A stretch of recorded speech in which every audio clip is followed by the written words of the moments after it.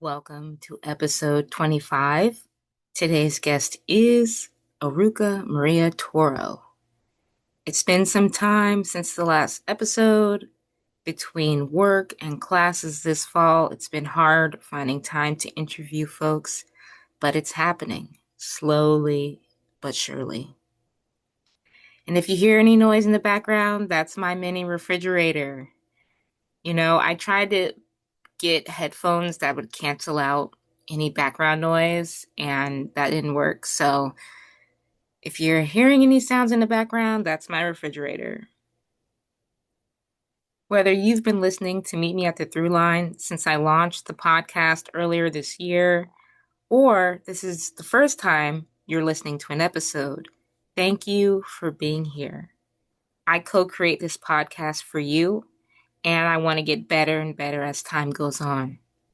In this same vein, I encourage all our listeners to share the pod with your friends, follow us on Substack, YouTube, Spotify, and Instagram. All will be linked in the show notes. And like and comment on the posts on these platforms. These actions help us reach more people, boost engagement, and show us people out there are actually listening to the episodes. All right, let's get into this intro. In this episode, Iruka talks about her favorite flowers, sharing as medicine, and her connection with the great mirroring world. Here is her bio. Iruka Maria Toro is a multidisciplinary artist born and raised on the island of Borikén. Healing, sound, divinatory poetics, plants, paintings, medicine, and archives of the heart are at the center of her investigative practice. Her paintings, collages, and installations have been exhibited widely in the U.S. and abroad. Her writing, gathered images, and collections of experimental field recordings are all part of an ever-evolving living library. Her work is in service to the mystery. A reflection from this episode. I'm a free stream. So, at the end of the episode, Iruka and I are talking about the heart. And she says really briefly that she believes in having a light heart. She says something like that. And even though she said it and like we kept talking, that part of our conversation really stayed with me. Like, I feel like having a light heart is a whole meditation. Like, that feels so deep and profound to me, to have a light heart.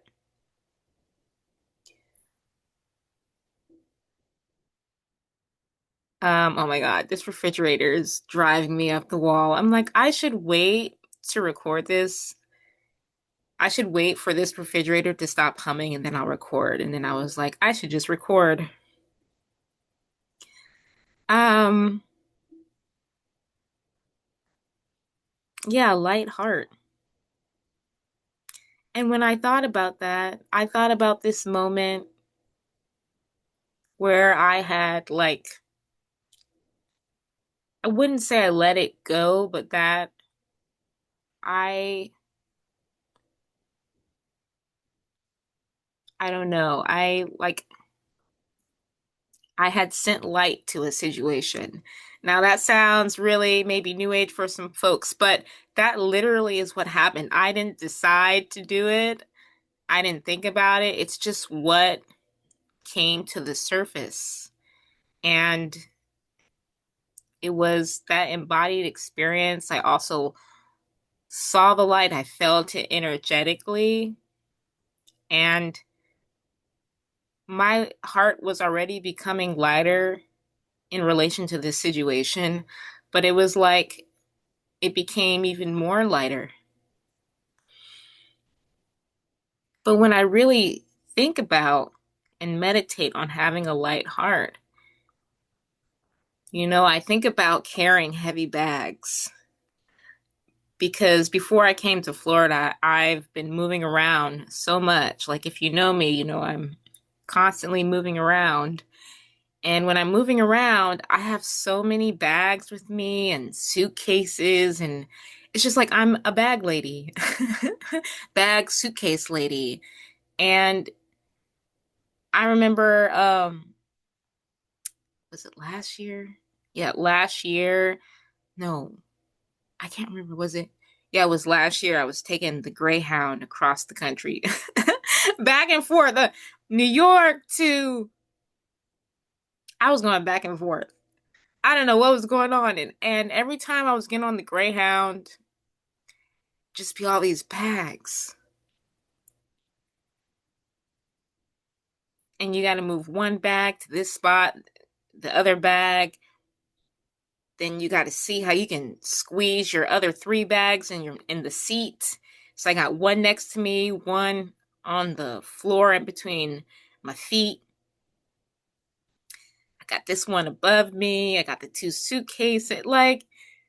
And I'm just like, I feel like maybe that's what a heart,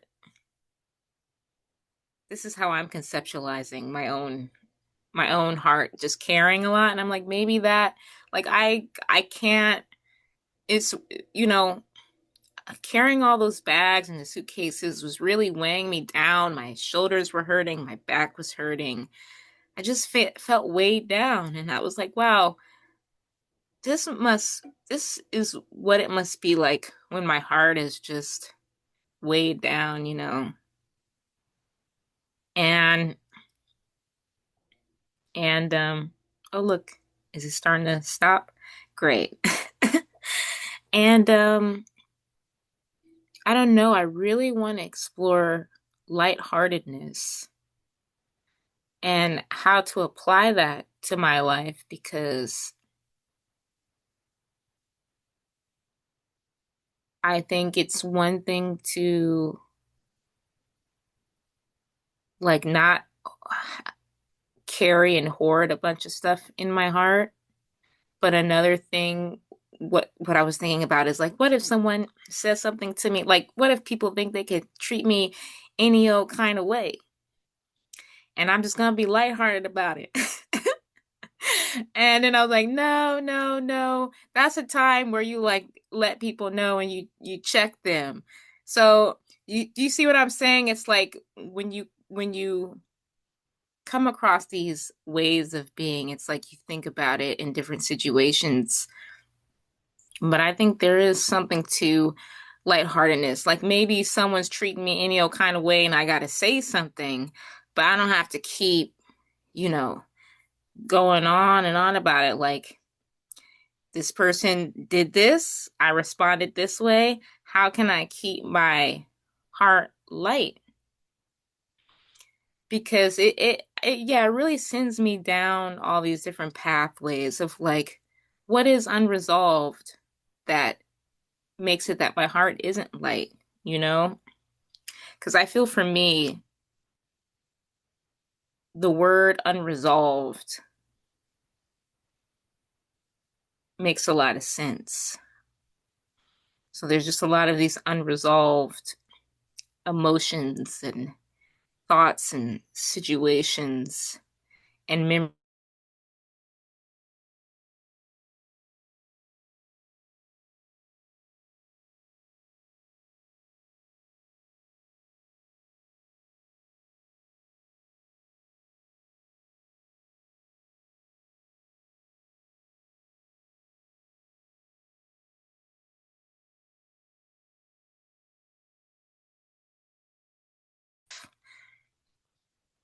Because I think when we think about how interweaved everything is, especially with the body, and thinking about grief and how the lungs are often connected with grief, and just thinking about, the connection between the heart and grief, and what if, you can work with the lungs and grief by experimenting with lightness of the heart.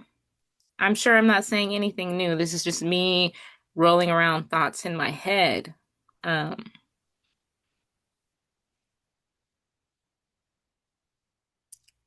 anyway, I didn't want to talk too much because this episode is already 2 hours long, but hey, yeah, that's a whole meditation. I mean, I now I'm like I should make an altar to having a light heart, you know? And I'm like maybe I will do that. Heart health, having a light heart. All right. Did I say the same thing over and over again? All right, let's move on to the next reflection. Iruka and I talk about, taking care of ourselves, taking care of our bodies.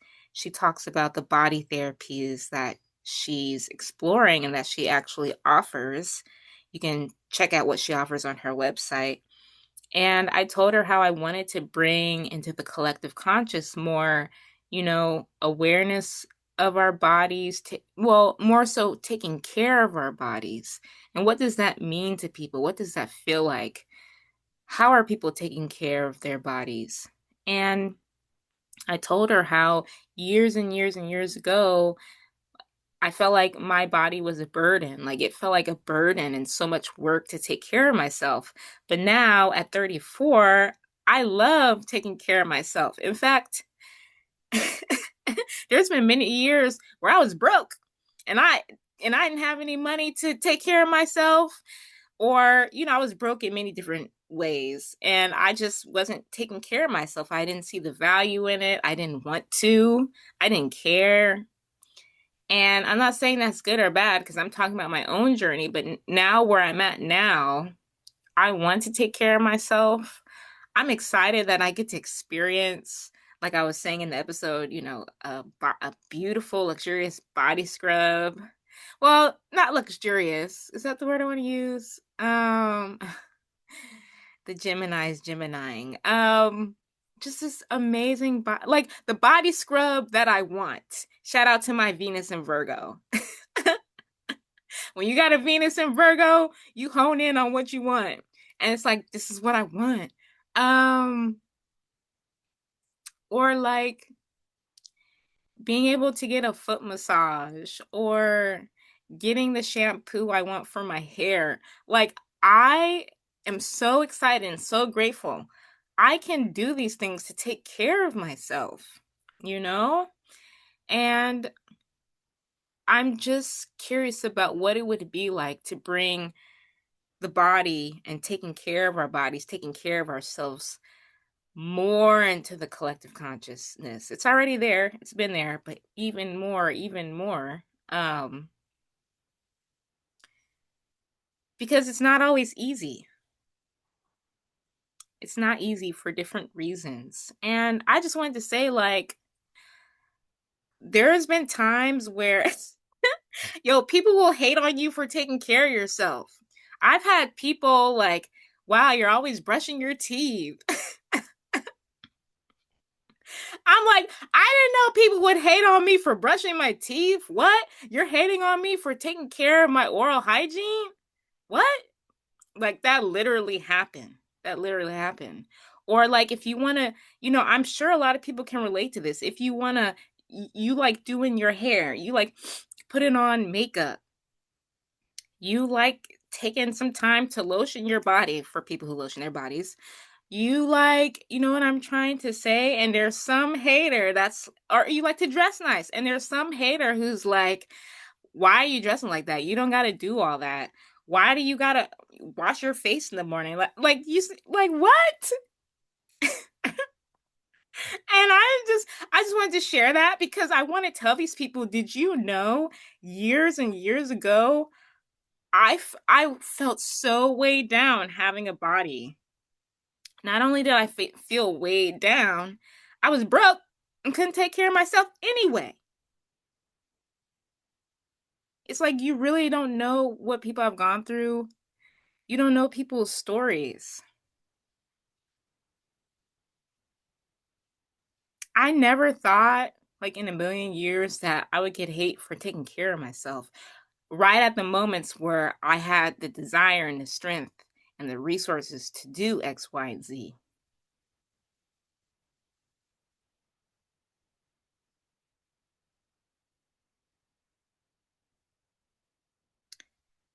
And like, it goes even so far as I just feel like there's a lot around the body.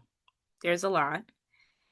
And I just feel like it even goes to how, like, I'm not going to go that route. I just wanted to share that to like share, some part of my life. Like it's just what I just shared. It's so interesting to me. But I don't know if there's a right or wrong way to take care of yourself. What I'm interested in is just the act.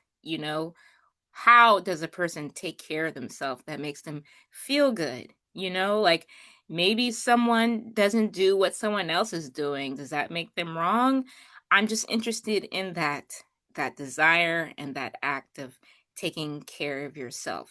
Maybe that's you got yourself new bed sheets, you got a new pillow, and how taking care of ourselves and our bodies, how that impacts how we show up in community, how we contribute to community.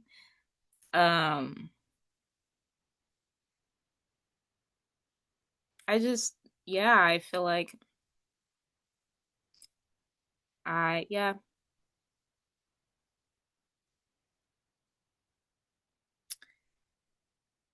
just wanting to reflect on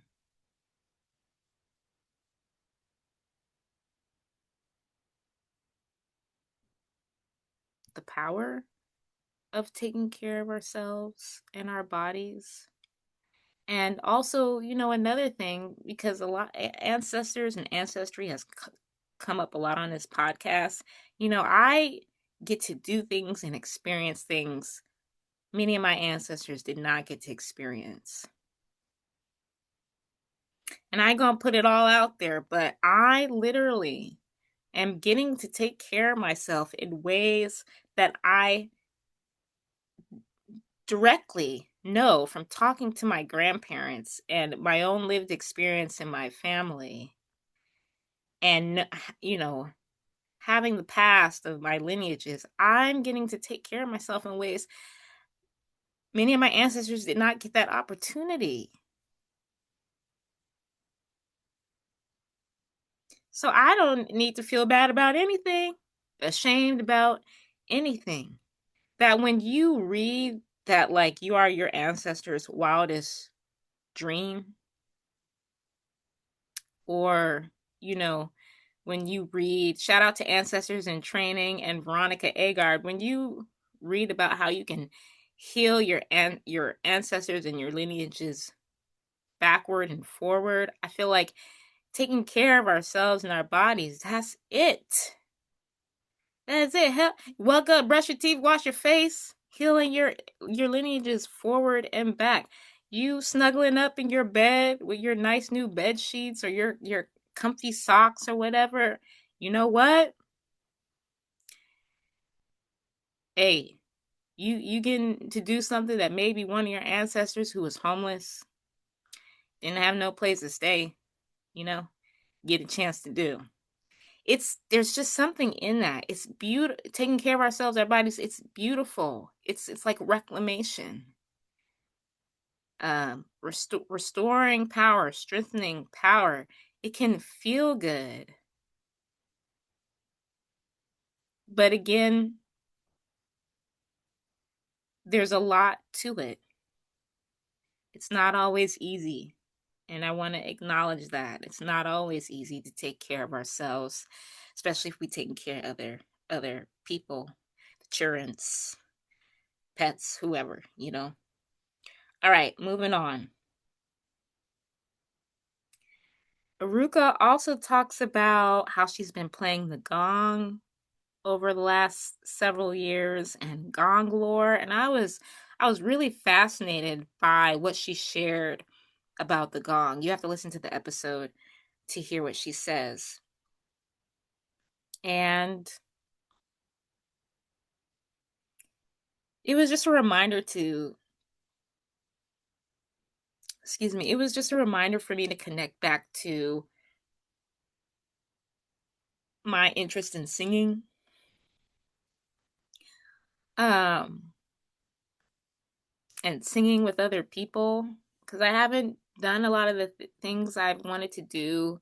I haven't done a lot of the things I've been doing since I got to Florida because it's just been a whirlwind of like keeping up with college, keeping up with my job, and trying to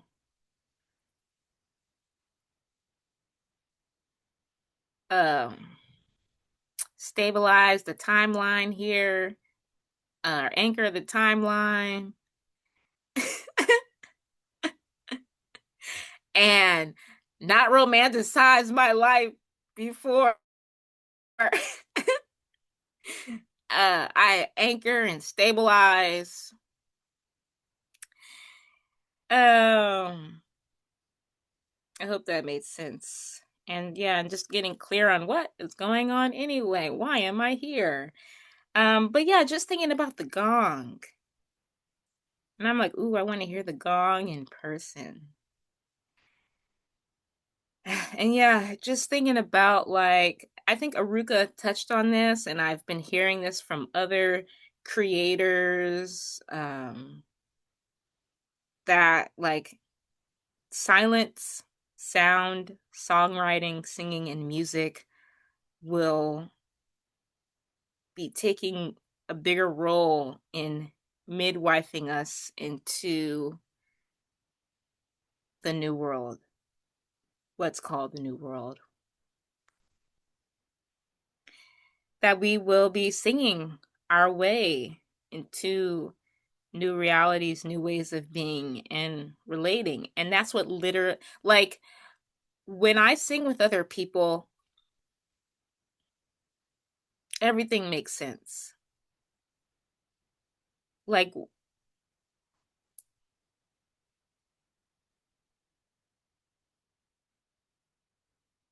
I really encourage you, like, sing with other people. Get a friend group together and sing.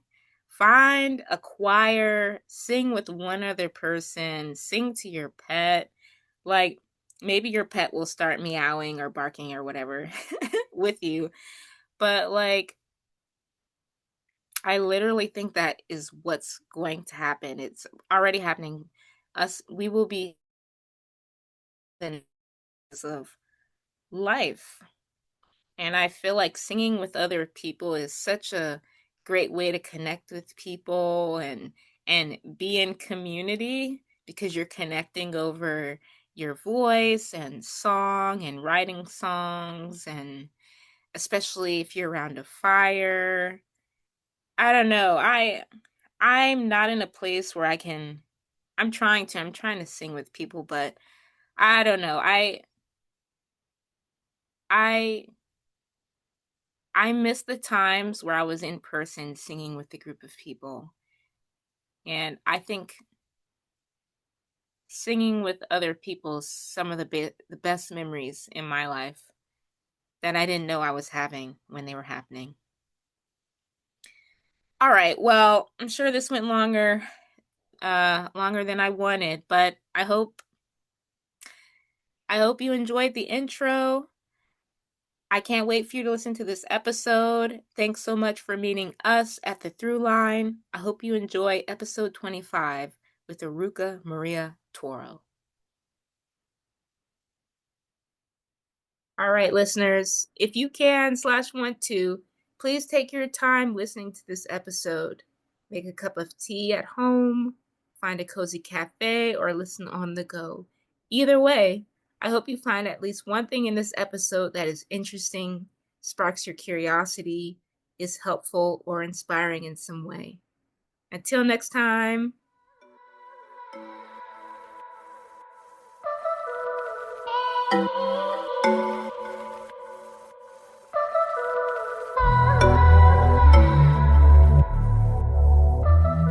Excited to speak with you today. We're going to dive right in. Like I always ask, how are you doing? I'm doing great, Simone. Thank you so much for having me. As we were saying a few minutes ago, it's like I'm feeling like it's a time out of time and a liminal time. And I think just like an integration time overall, like of the year that's passed. Mhm. Yes, it's amazing what can happen in a year. Like, It's crazy. I was thinking about the beginning of 2025 and how different it felt to me. Mhm. Not to Yeah. get into astrology right Oh, away, please. but everything was so retrograde, Mhm. everything. And so there was this kind of like sticky slowness to the beginning of the year. And now I'm like, everything's in Capricorn. I'm a Capricorn rising. I'm a little bit more like ready to go. I don't know. How are you feeling? Mhm. Yeah, I was feeling that earlier this year. I was at a crossroad and things were falling through, like all the things I planned for the year or whatever wasn't working out. It was slow. I I I'm a Capricorn rising in my progress chart, which for all you listeners out there, if that sounds really jargony and nerdy, it's just the one of the charts you can look at um, to understand your personal astrology, and you can always look it up if you want to learn more. A progress chart, and yeah, I feel like I'm in this time in my life where I'm finally understanding that I have to build. I have to build Mhm. XYZ. Mhm. So I don't know if you. That might sound cliche for Capricorn, but I don't know if you feel any like I have to build vibes. Oh yeah, I mean, well, I'm a Cancer sun and a Capricorn rising, Mm. so I'm always like in the between of just wanting to hunker down and like Mhm. be taking a bath and like being very ambitious and going out and doing things. But I think that part of how I feel that Capricorn building is like it feels good to build something that lasts. And Mhm. so it's okay to take our time. It's okay to really think about it, as long as it lasts. But with Pluto having just been in Capricorn for so long, it's kind of like, well, some things don't last, and so also I'm in the way I'm feeling into that right now is the remix or like the rebuild or the how do you build something that lasts actually has to take into consideration like the inevitable falling apart, the doing something creative and beautiful with the shards of the thing you loved, that's now in this new shape. And there's a lot of, I think right now I'm feeling the creative potential of that, and in some ways the Capricornian like endurance, you know, Mhm. like yeah, let's keep making it anyway. Let's keep building something even better. That's right. That's exactly what it is. Because I have that endurance. I'm like, where is this coming from? Um, but oh, you said a lot that I resonated with that it is interesting that some things, some foundations you thought were going to last might crumble or reconfigure, or that there's something that happens where you have to like start over again, or you have to um I think you said reinvent or and that's interesting. But thank you for sharing that though, because I feel like I want to build I want to build things that have strong roots and strong foundations, and that does take time, hmm you know? hmm Um, well, yes, we could get into astrology Well, during this actually, podcast I want or this to kind of, episode. I really want to bring in like how we connected with each other because it feels really important. And I don't know how you remember it, but for me, it's seeing that image of your hand with the spiral, the paper clip and paper spiral, which was you were talking about water as a means for time travel, and you were making these gadgets that were for time traveling. And I don't even remember how I came across that image, but it was really powerful. And I was like, do you know about flower essences? They're kind of like a That's water right. watery time travel device. But I really never got to talk to you about that piece and about water and time travel. And I feel like there's a lot to say because also kind of getting into another aspect of my work is as an artist. And when I was little, I grew up in Puerto Rico, and my grandmother, she had kind of like a desk. I didn't grow up around any artists, but my grandmother had a desk and she had like paper clips and post-it notes and envelopes and pens. And I would make these little things that like really resembled that that Oh object my that you gosh. had. And there is something also in the spirit of the like what we were just talking about, like make it by any means necessary. Like you have paper, you've got paper. What do you have around? And like it doesn't have to be, I say perfect like in air quotes, but like it's perfect when it's like you're channeling whatever it is like through what you have and what's in front of you. And there's something about that piece that really brought back to me. It brought me back to that time. And I still love it so much. Oh my gosh, I remember that. That must have been in 2022. Yeah, it was a long Um, time ago. oh my gosh, I remember that. Oh, I just think it's so interesting that you were making those like similar gadgets as a kid. I don't know, there's something about t like yeah, I was exploring like time travel gadgets and portals in the Southwest. But it's just I don't know, I'm feeling something that I can't quite name where it's like and then you reached out with your time travel potion and Mhm. and I was like, What's going on?" Um if I can remember right, um when I took that potion, what was surprising though is that it was very potent. It immediately asked me to connect to my paternal line and I was like, what's happening here? Mm. Um and then I sat with that. But just the fact that there's a time traveling potion, I believe time travel is real. I know a lot of people believe time travel is real, but I don't know how that happened, but I'm glad that you resonated with the image.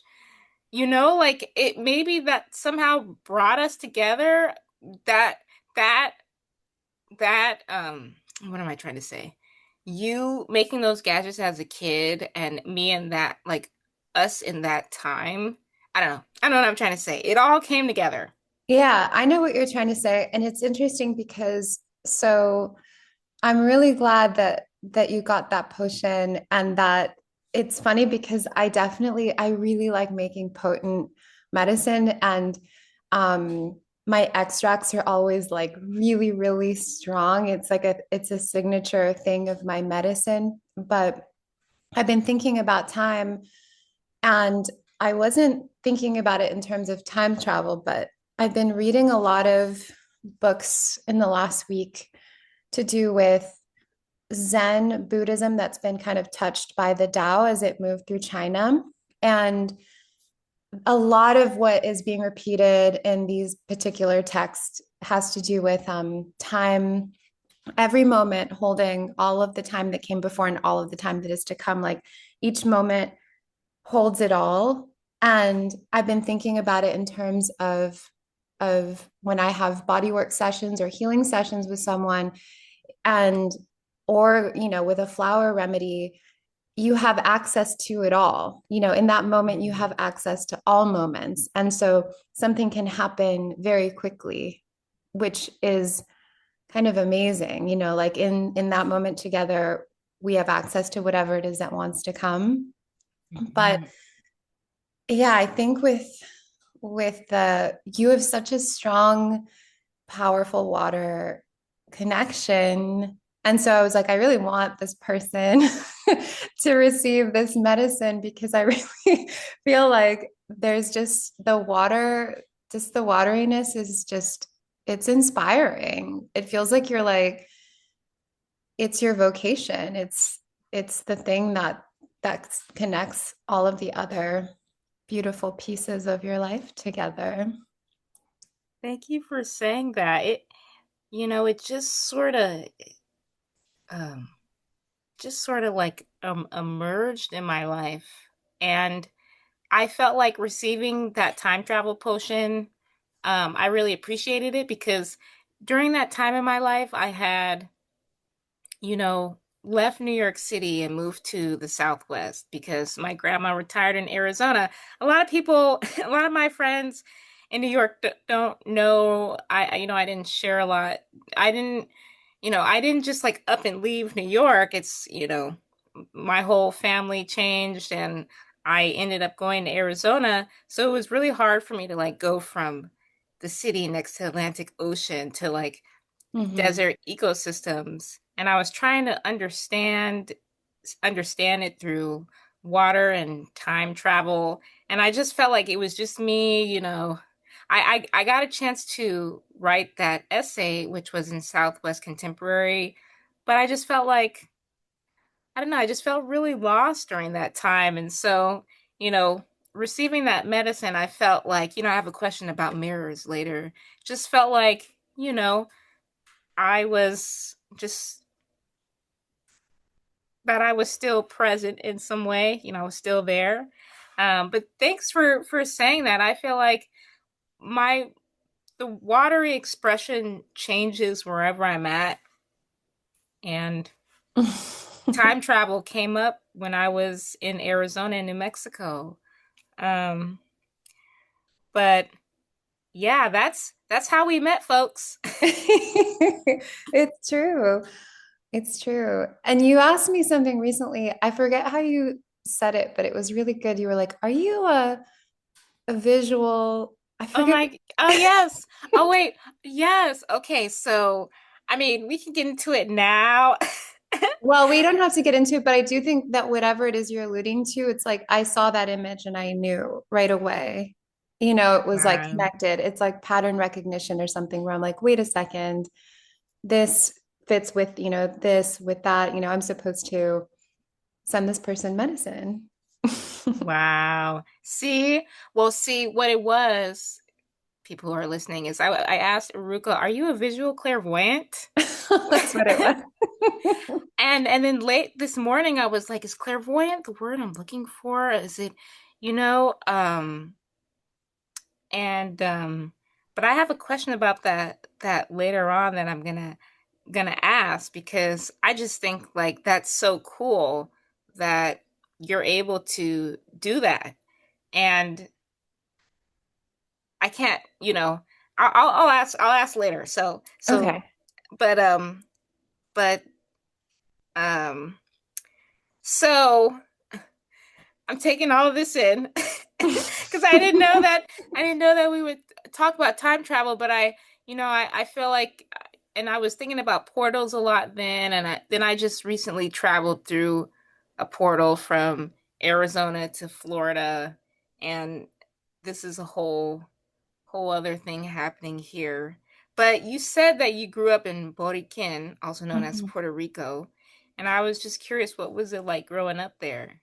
Oh my gosh, it was really special. I feel like the when you're in childhood, you kind of don't even, it's just all that you really know at that time. It's your reality. But when I look back at not just that, but just at everything, like the design is so, the way that that spirit kind of like lays it all out is so perfect. But it was really wonderful and strange, and it's certainly a huge part of who I am. I was born and raised there. I went to school there, and my entire extended family is still there.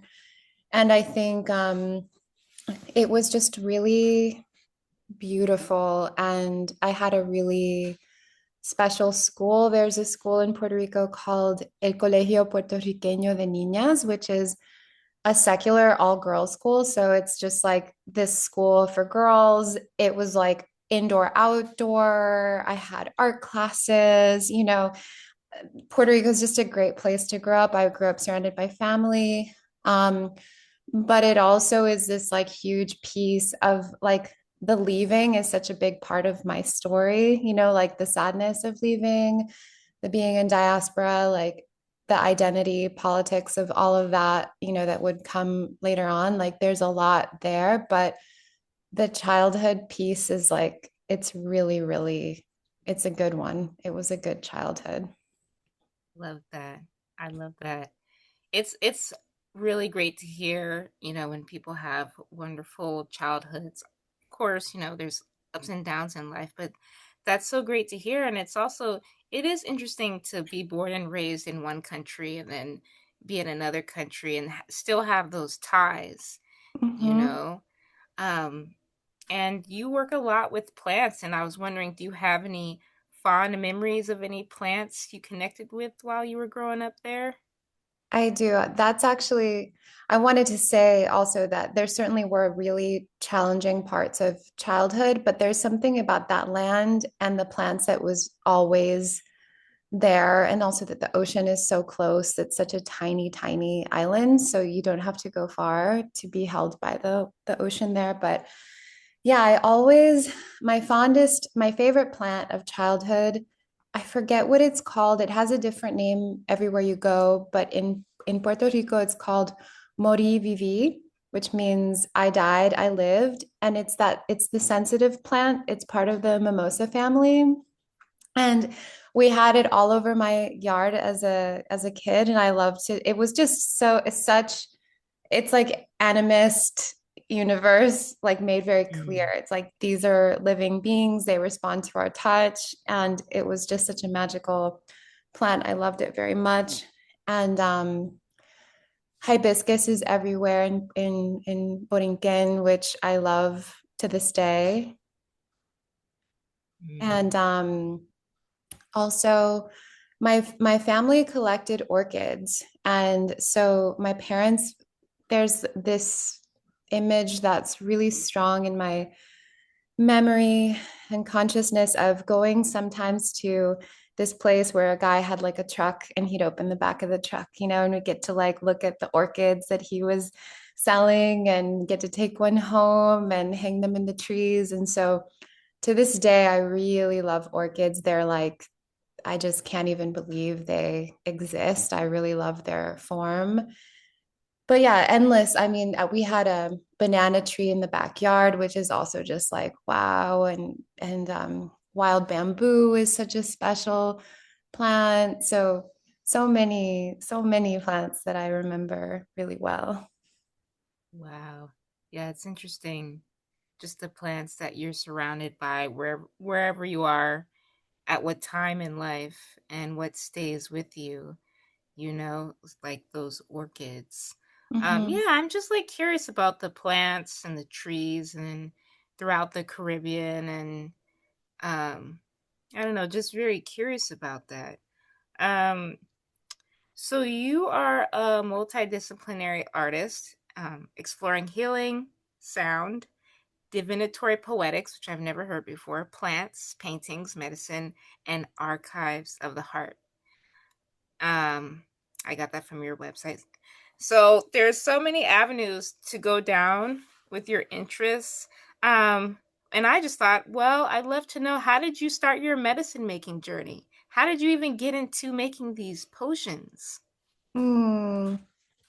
Well, I feel like it's a long story. Like if I really think about it, it starts kind of with the time period that we were just talking about, like the love of plants. And I think in those early ages, we're communicating with plants and playing with plants in ways that we're not it's just natural. We're not efforting, or it's not like this, it's just this natural way of being. And so I've always been drawn to that world, but I was dropped into a family that was very far from anything like that. And so it took some time, but when so being an artist is like it comes first. And for me, what being an artist means is having this huge open space to put all of your interests or research or ideas and try to work with them. And so the plants were always in the art practice. And I would paint a lot of plants and things like this. But when I moved, when I finished undergraduate school, I moved to upstate New York, and I had never lived anywhere that had, a winter or 4 full seasons, anything like that. I didn't know any of the plants. And I also moved to an area that there really wasn't a lot going on. I was just like in the middle of nowhere. And so I started to make friends with older women who were farmers or herbalists and just helping them out. And that's how I started to make more traditional sort of tinctures and remedies and learn how to take care of myself. And I apprenticed with one of my great teachers up here. And somehow I think once I entered that realm, the flower realms, which are so important to me, there was like this way of working with the flowers. And then you go deeper and it's like atmospheric essences, and it can really be an essence of anything. And that's where I think there's this element of, it's interesting because there's even deeper levels of this opening right now for me, but where that there's a creative act, there's a way to, I think for me, like if there's not a way to kind of bend the thing, I think it's very Puerto Rican. Hybridity is very Caribbean. Like Mhm. where I'm like, wait a second, there's this way that I can make an essence and add this and add that, and like things that feel deeply medicinal, but that maybe we don't think of as like we're ingesting a song or a stone. They can all go into these formulas. And so something really opened for me there. And long story short, I was an exhibiting working artist for most of my adult life. And around the end of 2020, I had an exhibition, and I sent a lot of my archive down, and there was a flood. Speaking of water, there was a flood in the gallery, and a lot of, if not most of the work was destroyed. And I had this moment of like, oh, okay, things are really asking to change. And I think that the herbal work needs to be more forward facing for now than the artwork. Um, and so I started to make labels and bottles and like share these remedies outside of just my very intimate friend circle, and start to have a shop. And so it's like the medicine comes from the art, um, and it's still kind of finding its way. It's still morphing. Mhm. Speaking of, rebuilding, what we were talking about earlier, there's this flood that wipes out all your work that you spent time making, Mm-hmm. and then you restart with your plant medicine practice. And you said something else, like I love how you're saying, when you were a kid, it was just natural and organic to be in relationship and communicating with the plants. And you said earlier about living in an animist world, like a world that is alive. The plants and the trees, which is uh what Danny Mercury, a past guest, also said. And it's just like this this whole this way of life where everything is alive. Like I I just want to hear more of that over and over again. That's actually, I mean, people live how they live, but I just like the reminder that there there are is an animate there are animist worlds. You don't have to live in a world where everything's inanimate. Okay. I felt like I'm going on my own like journey of like, yeah, yeah, okay. Let's bring it back. So, Wow, yeah, because your medicines are very interesting, very creative, very intentional. They feel channeled. They feel, like something you have personally crafted that's not out anywhere else out there, unless it's being stocked in another shop. And so, yeah, I asked that question because I was like, wow, I wonder how did you get to this place where you're like making the dolphin oracle potion or the the time travel medicine. And then you spoke about flowers too. You have this strong interest in flowers like me and like so many other people out there. Long live flowers. Mhm. Um, I feel like for people who are into flowers, it's like it's like if you know, you know, but you know, what is your relationship with flowers just to create an access point for people who might not as who might not be as interested in flowers as we are. Hmm.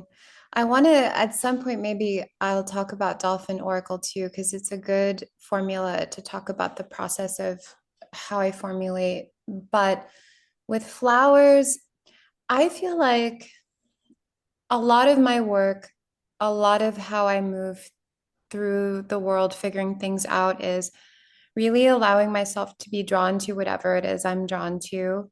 And I've always been drawn to flowers. I just really, really love them. And in time, whatever it is, that's the reason that it's like letting yourself love what you love. And then information comes and story comes. And over the years, it's like through all of my different studies or research, it's like I'll be looking over here and it's like in Maya cosmology, the gods are born of flowers, and I'm like, that makes sense to me.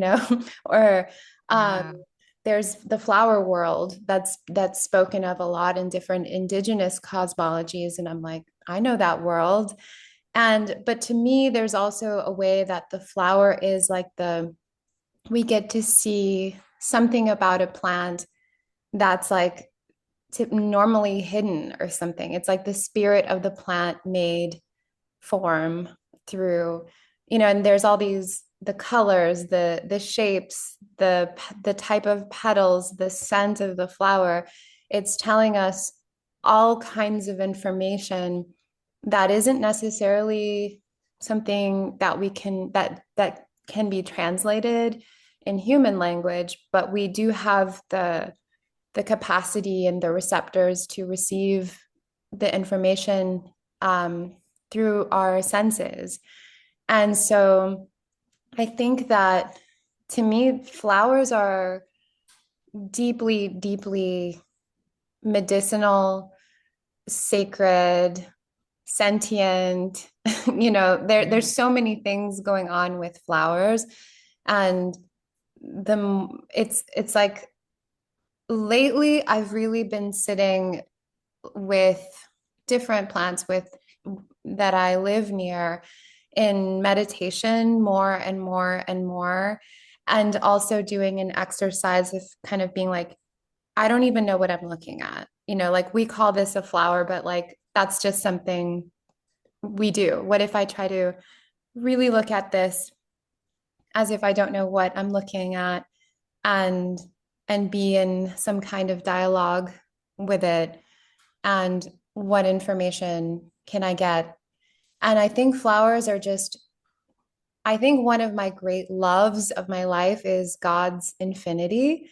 And Mm. flowers are like this perfect, it's like, all the flowers of the world. I love them. Like there's just something, I don't know how to, I don't know how to put it into words, but I think that there's so much medicine in them implicitly. There's so much medicine in beauty, allowing ourselves to have beauty around us. And for me, the audacity of like a flower where it's like, yes, like I'm embodied this way. Mhm. it's such good medicine for us to be like, yeah, us too, we can carry all of that in our bodies. And so I'm just trying to, I'm just trying to learn from the flowers, and I'm so enchanted with them. But it's not necessarily it's not an intellectual like exercise. It's like this, it's a relationship that I think will be just a lifelong exploration.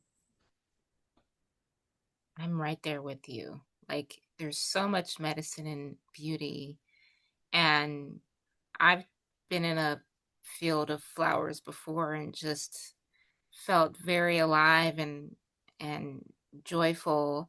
Um, yeah, cheers to flowers and the flower world.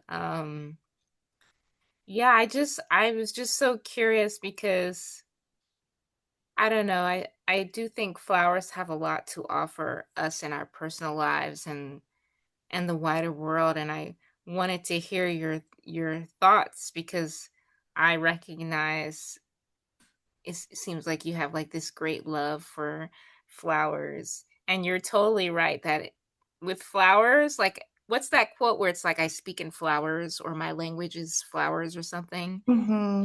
that it goes beyond like language and yeah, are there any flowers in particular that you really gravitate toward?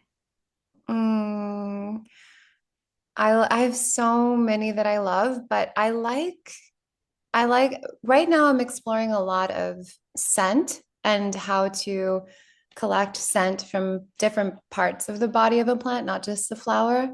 Um, and I'm really that's where my interest is at the moment. But in front of me right now, and I have lilies. Then they're so fragrant, and these are white lilies, but sometimes stargazers. It's like it's a flower that you can find just at the grocery store, but it's to me such a the lily is such a powerful kind of conductor of going between worlds.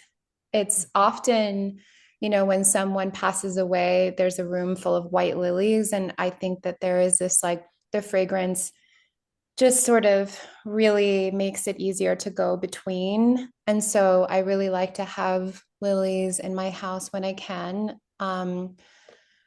I really love tropical flowers. I really love, I don't know the names of these in English, but in Mexico, along the coast of Oaxaca, you see these like they look like they're called trenza de indio, which means kind of like indigenous braid, and they hang down and they're red and they kind of have these like points at the end. They look like they belong to the bird of paradise family, kind of.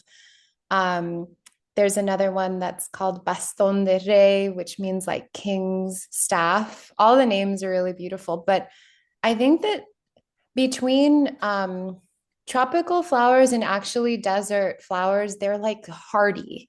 They last a long time. If you cut an orchid, it will last you weeks. It'll keep its shape. So there's something where I think that because I also come from, a land that the land that made me made those flowers too. There's something of like, yes, they are beautiful and all these things, but they're also really strong. They hold their shape for a long time. So yeah, I love them the most.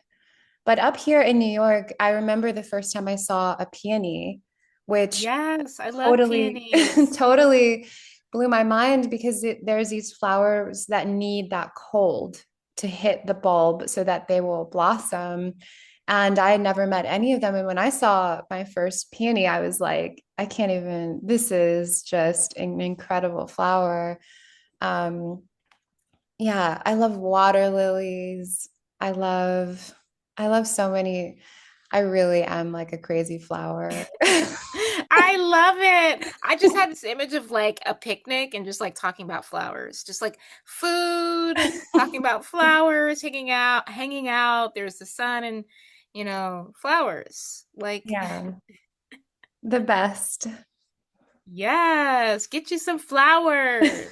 Everybody out there, get some flowers. Go hang out with some flowers wherever you are. Um, Gosh, yeah, I feel like I can just talk about flowers like all day. Some tea. Um, what was I?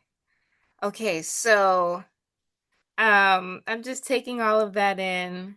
I love peonies also, and roses, and dahlias. Hmm. Um, even uh uh wildflowers. I don't know. Just Yeah, just of just course. just any flower. Um, well, the the way that you make medicine is really interesting, like I said before. And I know that I already brought up the dolphin oracle, but it's that dolphin oracle potion is a part of this larger dolphin medicine map that you've made, which also includes Rose Light and Big Venus. And gosh, I'm just like, what inspired you to make this medicine map? Because, whew. Oh, thank you. Well, the medicine map, I was kind of like, I need a map to help people move through. I just started to notice a pattern of how different medicines wanted to work with people. Or, for example, in the medicine map, it starts with a reading with actual kind of, let's do some divination. And the kind of divination that I do, which is also just like listening to what actually feels like it's working or helping people. I send, there's a whole process beforehand, but I send people a recording of my voice doing the reading with images of whatever cards or whatever it is that's come up. And I noticed that, and with bibliomancy, and I noticed that that really started a process for people that was not that different than taking a medicine internally, because sometimes if we're in trouble or we need some comfort, we don't necessarily want to book like a one-on-one like video call, with someone we don't even know, and talk about what's going on. And so the way that those readings go through, people listen to them that first time, a week later, sometimes months later, and a process starts to happen, or they start to remember, this thing I said made them think of that. And then you start to be like, oh, okay, maybe you need a more earthly like extract. Maybe you need rose, actually physically in your body. Maybe you need blue lotus. Maybe you need strawberry frog, which is one that is also part of the medicine map. And then an essence for me is actually the strongest of all. Like for me, when I take an essence, it really is what moves the big boulder out of the way, like in my being. But also just through learning from feedback from people who take the medicine, like there's kind of like the channeled message, the intention, and then the feedback, and then all together I'm like, oh, okay, this is what this is doing and this is how it wants to be taken. And and Iruka, my name means dolphin, and so there's like so much dolphin there's so much dolphin medicine in all the work. And the it's I think also the work is really personal. So like Dolphin Oracle has a photograph that my dad took of a dolphin in the 80s. It's like that is a specific dolphin. I don't know who that dolphin was or is, but they're on the bottle of every Dolphin Oracle. And um I have memories of my dad took that photograph, and when we were still in Puerto Rico, it was like the late 80s. And we had to go get our film developed at the mall or whatever, and that picture was blown up. Like they liked it so much at the at the photo place that they blew it up really big. So that dolphin is like burned into my into my consciousness. And it's so funny that now they're on all these medicine bottles. So there's something I think about when you really are working with something personal and true, as well as a personal relationship with a plant that feels rooted in integrity. Like the medicine get it does what it's supposed to do, but it's also playful medicine because it's like, the dolphin medicine. It's intelligent, but it's also playful. It's not trying to come at you from like a harsh or, like, I don't know. It's not like the emphasis is not on like something not being well. It's on how to engage with your own body and healing in a way that feels like a creative act, a loving act, a playful, joyful thing to do. Oh my gosh. I was like, I want to ask Iruka what her name means. And then I said, no, no, no, I shouldn't ask that. And here you are sharing that your name means dolphin. Yeah, Aruka. Yeah. Wow. And that photo of the dolphin is one that your dad took, which changes how I see the medicine. Like the way that you make medicine, it's the infusion is really interesting. Like it's just interesting how the way that you combine the channeled information or what the ideas you're receiving and then the actual earthy manifestation of it, like how it all comes together. It's really interesting. Um i i just have a lot going through my mind. Is there But what sparked that? Did you already say it? I'm sorry. Did you I just have a lot going through my mind. What sparked this? What sparked, like, I want to make a dolphin medicine map? Well, the map itself was more of because, well, I think that sometimes because I am coming at something from so many angles, I wonder like if do people understand what this is? Do people understand what this is meant to do, And so I think my work is fed from so many different directions. And even with the, let's say, the Dolphin Oracle, it's like at the time I was coming, when it first started to arrive, it's like I'm leaving for now this space of showing in galleries where only, very few people can afford to buy something I make and live with it. Do I even want to do that anymore? Does that feel right to me? And trying to make something that is like a piece of art that someone can not only like ingest and work with, but have on their shelf, and like that the images are doing something. Um, it just felt like maybe this is confusing. So the map itself was just like a guide, and it might still be confusing to some people, but like it's my attempt to kind of give it some structure. Um, because flower essences are really, in particular, there's essences in Dolphin Oracle, even though it's an actual strong extract of blue lotus. But I have a memory of the one time I have a dear friend who asked me to bring some essences to a kind of like holiday party sale that she was having some years ago. And everyone that came through was like, what is this? And because it's like you can't smell it, you can't taste it. Like it's a challenge to explain from scratch. And so I'm always trying to find ways to give some language to it, to make it accessible, to help people understand. So the map itself is like that. It's just an attempt to structure that out. But the individual parts are made very much like how I would make a painting or make a piece of art.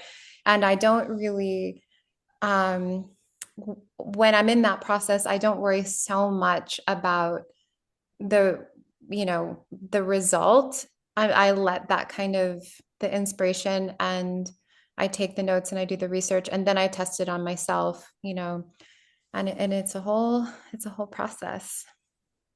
Yes. Yeah. Well, I love the medicine map. That was the first time I've seen a map connected to like plant medicine and dolphins. I love dolphins. I feel like, dolphins are a whole frequency, if I want to use that word. And, you know, to connect that with plants is really intriguing to me. Um, because, I like to say I live in the aquatic universe. I feel like sometimes, I think at first, when I first started my water art practice, I felt like people just thought that, exploring water just meant water, but that I really felt passionate about letting people know like living in the aquatic universe involves plants, and so it's just nice to see that combination of the ocean and the plant kingdom, that it's not just, this purely liquid universe, but there's plants, there's rocks, there's animals. It's just like any other place. Um, and yeah, I think it's interesting that you're using or you're working with Blue Lotus. Wait, I have the website pulled up here. I would love to read it, because folks are listening. It's the Dolphin Oracle is an extract of, this is not an advertisement, but hey, if you want to get the Dolphin Oracle, look. An extract of blue lotus blossoms dosed with vibrational essences of blue delphinium and white peony flowers for regal play an exploration of the labyrinth-laden multiverse, mood, indigo, deep psychic resonance, mystery, and past life magic. These sacred blossoms contain hypnotic medicine, wonderful for dream work, ritual, or calling in your long lost wild twin. And so when I'm sensing and feeling into this medicine, which I look forward to working with one day soon, I feel like, to me, maybe not to someone else, but to me, this makes sense. Like I feel the combination of energies, and what kind of openings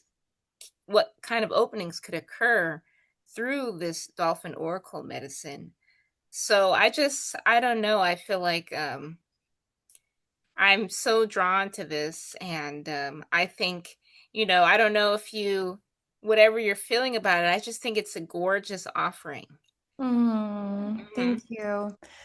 That means a lot to me. It's a really it's an important one. I think that for me, each different medicine also kind of opens something in my life. And Dolphin Oracle is it's done that so many times and it connects with so many people in different ways. And I like what you were saying about the watery world and how it has a connection to plants. And something that Dolphin Oracle has shown me is that so a lot of not all the feedback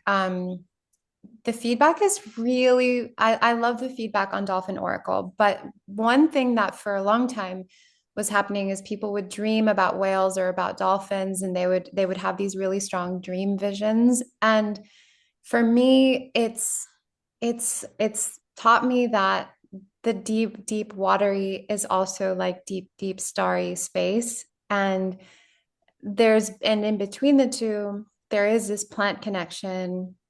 And so lately in my listening I've been thinking a lot about stars and flowers or stars and plants and the connection between the two. um, and there's definitely like the deep sea version. And yeah, the blue lotus is so strong and powerful. African flower, which I feel like gets lost by the wayside a lot. Like that's like a really important piece. The color, like, and even the when it's interesting to have you read back my writings because the writings also feel like a little channeled or part of the medicine. And so invoking Duke Ellington by saying mood indigo or like invoking different people who get to like be part of the medicine. So it's like we're talking about dolphins. The word regal is in there. To me, peony also is a regal flower. Mm. There's blue delphinium, where it's this similar color to the blue lotus, but it has like the word dolphin hidden inside, the delphinium, the delphine. So there's like this way that like all of the things that we coexist with here in this very animist world have hidden, there's correlation, there's pattern recognition, color, sound, all these things that for me, that's where it gets really, really beautiful to make medicine from that place of being like trusting that web of relations and then trusting the people who feel drawn and called to that medicine where it's like your body and your being will know exactly what to do with that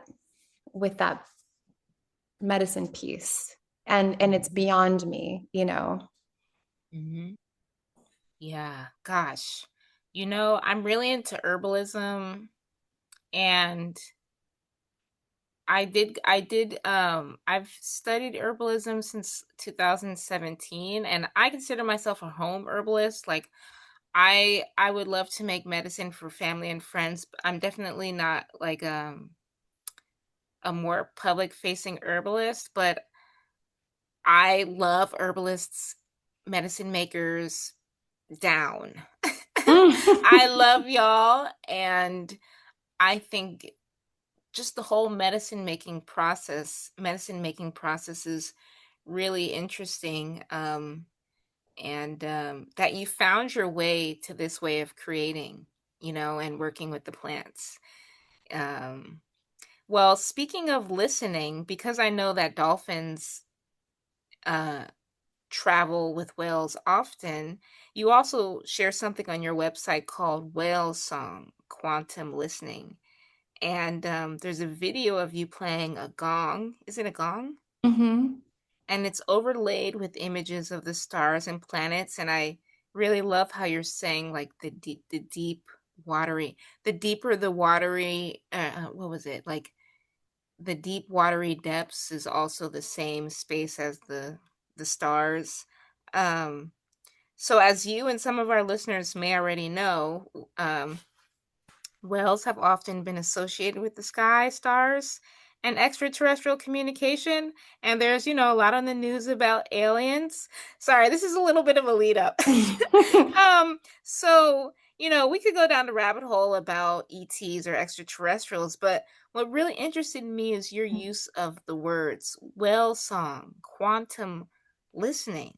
So whatever you're comfortable sharing, wherever you at in your process with this, what is quantum listening and what is your experience with it and why are whales involved?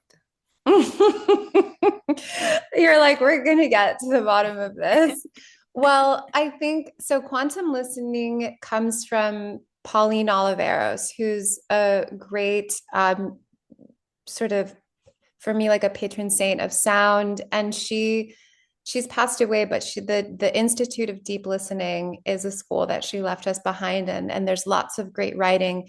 And she really is talking about a kind of listening that's like listening so intently that you hear the sound that like hasn't been made yet, like how to really, which again, I feel like the reason time travel was invoked in the beginning of this is because there's something about everything we're talking about that it has this like quantum layering, including whale song, like whale song layers, like there's echoes of older whale song and over newer whale song in the ocean. It's like these layers of information. Um, for me, so that's like one dimension of that, that I'm happy to go deeper. For me, the gong is this whole other, it's like a journey that I've been on for, I think, like 7 years now of studying the gong. And gong, I have a symphonic gong, but some gongs are tuned to very specific frequencies, sometimes planetary frequencies. And so you can get like a gong that plays the sound of the sun or of Venus or of Mercury or Sedna. Mine is it's symphonic, so it plays every, all the different tones are there. Um, and for me, the gong is both deep, deep space and like primordial sound. It's access to that sound. But in many sort of, if you're really going deep into gong lore, it's like this merging of very specific earth metals, and you create almost a being. In some villages, in Southeast Asia, for example, like the village has a gong, and the gong is like a being. And so Wow. it takes on it's deep, deep earth sound. And deep, deep earth sound to me is also just like planetary. It's the same as like the deeper you go in, like the more it mirrors like the out, out, out, the far out. Um, and so I'm really interested in sound, in healing sound. Again, the sound is kind of like the scent of a flower, where it's like maybe we don't have the words, but there is a lot going on. Our bodies are perfectly designed to receive those sounds. And um that part that part of my website needs me to go back in and put some more things. I want to fill it with my field recordings, which I have so many field recordings of sound, and kind of inviting people to deep listening and like the pleasure of noticing the sounds around you. um so I've got recordings from all of my travels or from where I live of different little sounds and things that I want to share on that whale song. And for me, whale song is just like it's like it's like two words that like together kind of break my heart in like the best way, where I'm like, it's like saying this is the holiest possible thing. Whale song to me is like it's too much. Like I can barely handle it. It's so beautiful. And I think without the whales and the whale song, we perish. It's like some kind of whatever that is doing to the Mhm. earth, like to keep it going, to keep it whole, to keep the health of the earth. I feel like whales and whale song, I mean, I've listened to different lectures that talk about the whale song affecting the trees, in the region as the whales swim by, like, which is not unlike, it's like some gong going through and like vibrating everything a little bit. And the web of relations, like, just it's all so heartachingly, you know, entwined.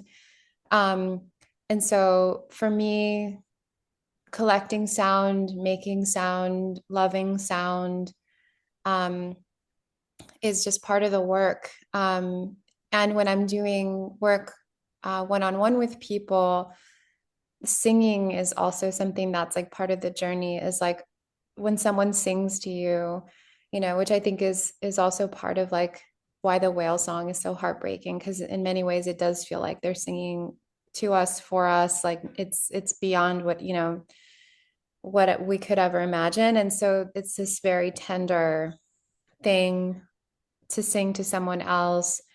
Um, and often in circles where there is someone who has never sung in front of people before and they like finally do, it's like such a, even though maybe they personally feel like, oh, it's like not good, it's like the sound is so beautiful of someone like letting themselves sing for the first time. So there's so much there for me that I don't know.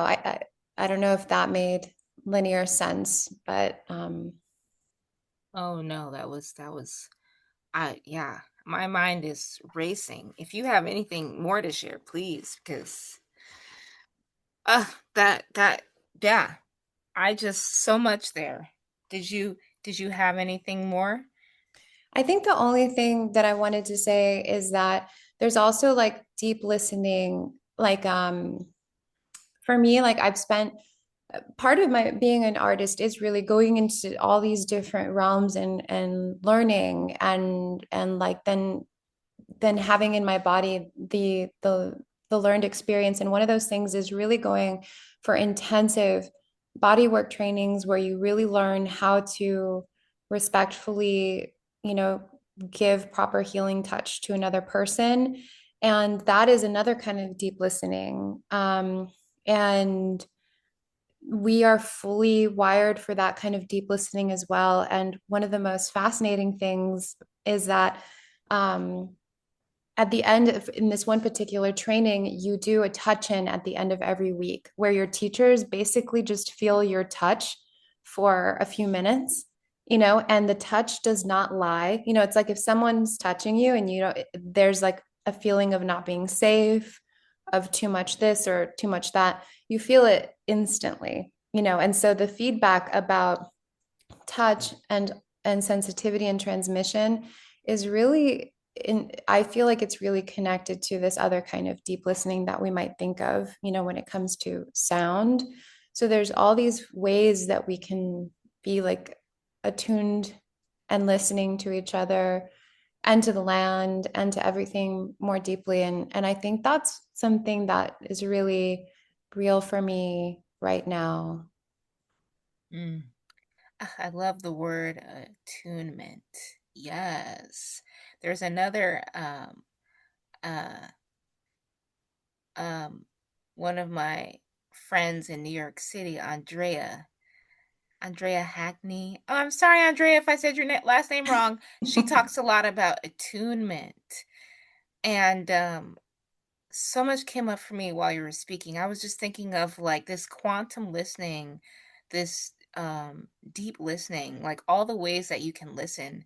And many times I've had this vision of like traveling with a group of people, um, where like we all have these listening abilities, like everyone. And I feel like everyone has like listening abilities, like maybe someone's someone hears something that I can't hear, and so us moving as a unit, we're stronger together because each one of us is hearing we hear the same things, but maybe one of us hears something that the other doesn't.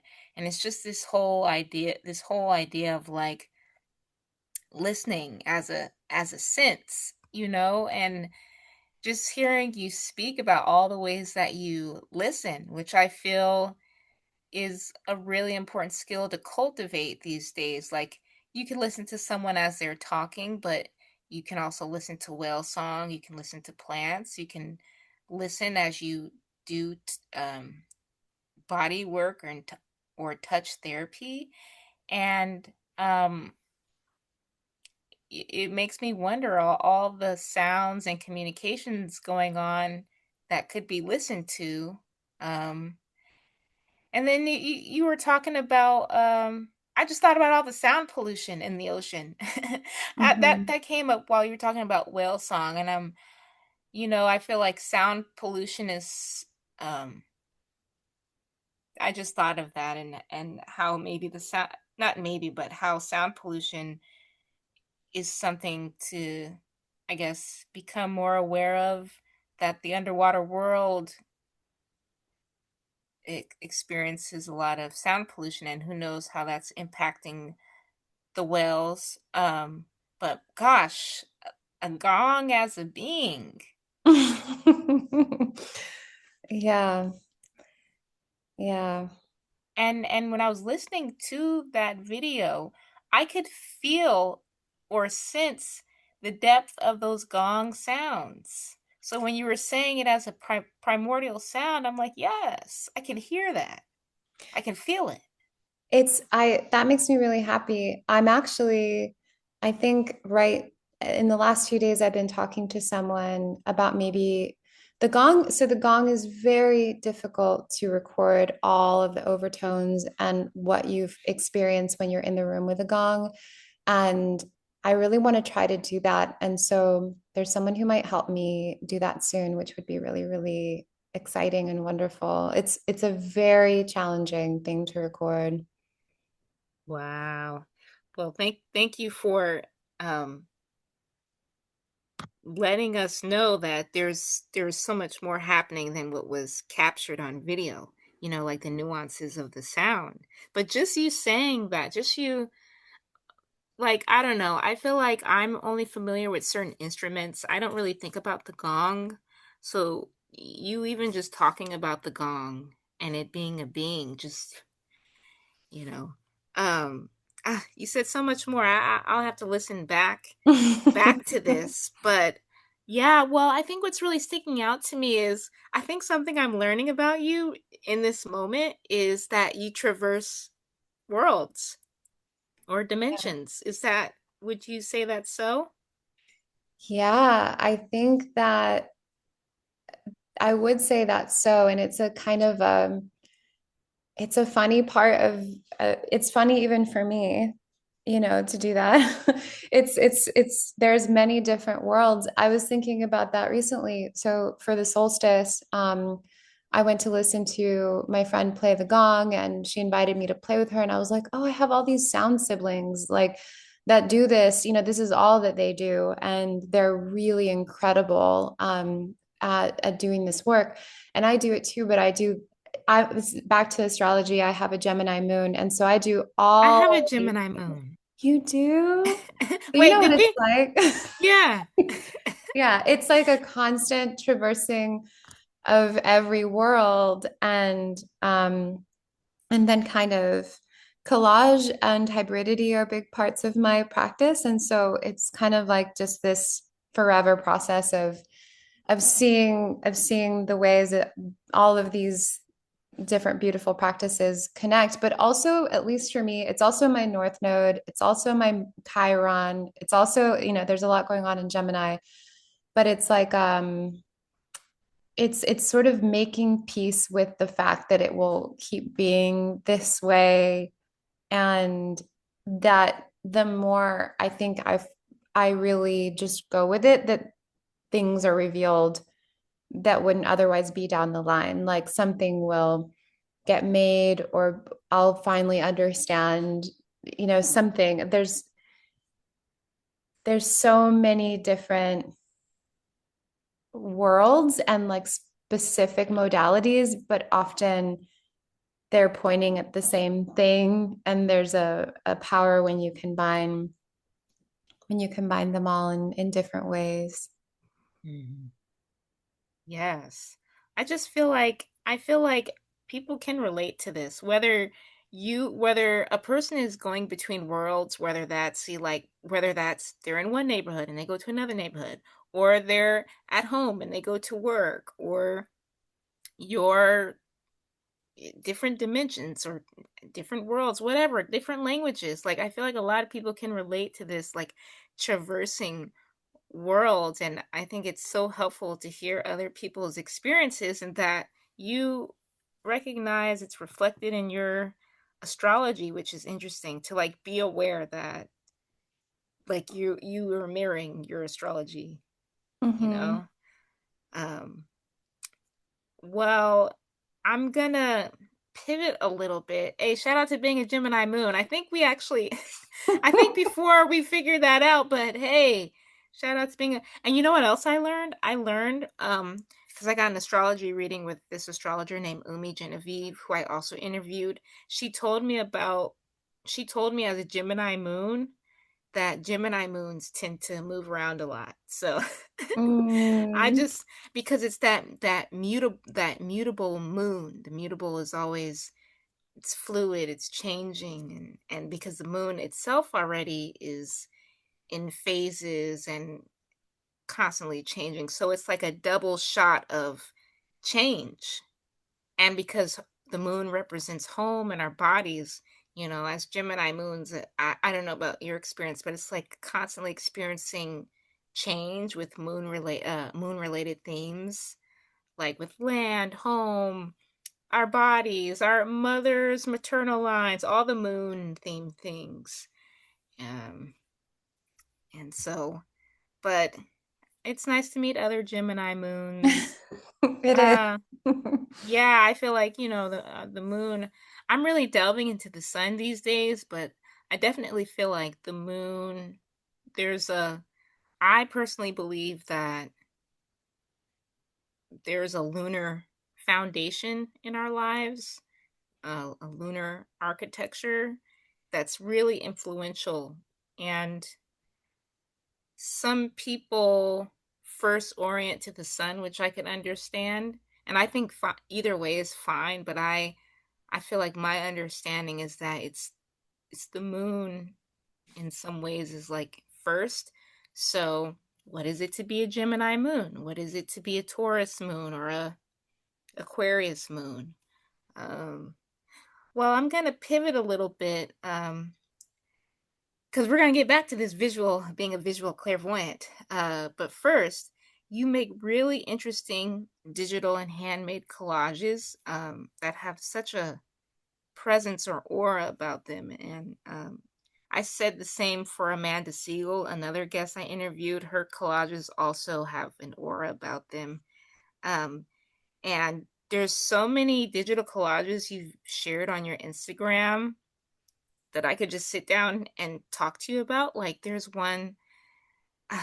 there's one, it's like, I don't know, I have to find it. Um, this is going to take some, let me see if I can just get it really quick. I mean, we don't have to go into it, but um, darn it. Wait, hold on. Because if people go to your Instagram, they can find it. It was like when you're something about love. I'm gonna just find it Oh, really I do. quick. I know which one you're talking about. And you have the seashell. Yeah, the seashell, and there's kind of um there's like a cactus flower and a sort of a like a lioness and her cub at the bottom, and they're very backlit, I think. Yes, and you wrote "Make Your Whole Life About Love," Yeah. which Yeah. is yeah, and there's just so many collages or creative collage expressions that you shared, and I mean, I don't know, I there was one, I don't know if you archived it or deleted it, but it connects to the medicine body prints, which you describe as medicine pieces for homes and even clinics. Hmm. And I can't find the image that I was looking for, but I'm really interested in conversations about the body, whether Hmm. it's at the intersection of energy work, movement and body work, land, herbalism, food and cooking, spirituality. And I know that the body, quote, the body can be a charged topic for people. So I thought to ask, what is your understanding of your own body? Hmm. I think that my understanding of my own body is a huge part of my work right now, and kind of diving into a lot of the work that I do and studies and that I do has to do with kind of going into the discomfort of something, like towards the discomfort and into the learning about the body. Um, and I'm also enchanted with the body, and uh, as like a mirror for Mhm. earth body, star bodies. Um, and so my medicine work has a lot to do with this exploration and love of the body. And with my own body, I don't know, I think, like I look into the mirror sometimes, or even as a child, and I would think like my drawings or my paintings, they have something to do with the proportions of my face, or they have something to do with like the shape of my body. And um the more I've done years and years of like different kinds of diagnostics, where you're like, they have, I have really big eyes. That's like something that when you're doing quick diagnostics, you're like, she has big eyes, she has dark hair, she has, it starts to tell you something about that person. Um, and I'm fascinated with how the body is, it's like speaking to where we come from, or um how we're feeling, the what's it just reveals so much. And I think that for me, my body, I'm really, really going in there right now. And like, it's like an active work in process. And those medicine bodies are, the medicine body collages are part of that. Going into different body therapies as like a giver and a receiver for many months to study with teachers, learning about boundaries and protection of the body, of when to kind of open and move through different processes and safety with other humans. Like it's the whole thing. And I really feel like it's a privilege to get to take care of my body and learn about it. And I'm really, really, it's like something that is really alive for me right now. I have a ton of planets in my 12th house. And so Mhm. there's something of like, probably historically, in terms of past lives, I've probably been more of a nun or like a meditator or someone who's just like more cozy, not dealing with the body. And so the body is kind of a pretty big deal in this life for me to to find ways to to learn from it and to work with it and to give it love and appreciation. Well, I don't know about anyone else who's listening, but I love that because I have a lot of planets in the 12th house, and I feel like I'm on a similar journey of like wanting to take care of my body, wanting to give my body love. And that wasn't always the case, wanting to take care of myself. And I I remember years and years ago, it just felt like my body was a burden, and I didn't know how to take care of myself, but you and I'm talking about my own journey because I'm just for the listeners out there, because I feel like anytime there's a conversation about the body, it feels like something to be sensitive around because everyone has their own experience. And so it's like, how can you talk about your own experience with your body, um, knowing that other people are having different experiences? I don't know if that's making sense, but it's like, and also speaking of past lives, you're touching on everything that I'm going to ask, because I'm going to ask about past lives. But like, I think that's beautiful to, it feels beautiful to have the opportunity or the desire to take care of your body. And I feel like I'm personally interested in bringing the body more into quote collective consciousness, the body and caring for the body, and um like talking about brushing our teeth or washing our face, like, just, and and how that could be hard for someone, or maybe someone's just finally feeling good enough to do X, Y, and Z, or maybe someone's luxuriating in a nice body scrub. Just this consciousness around our bodies that we're in 24/7, um and acknowledging that the body is political, Mm-hmm. and what does it mean to take care of ourselves, but our literal physical bodies. That's interesting that you have those 12th house planets. I mean, shout out to the 12th house. Mm-hmm. You know any more thoughts on your 12th house experiences? Well, I do have thoughts on the 12th house. I'm curious about your experience. I did want to say that I do think that that deep listening applies to the body. The body knows. The body really is.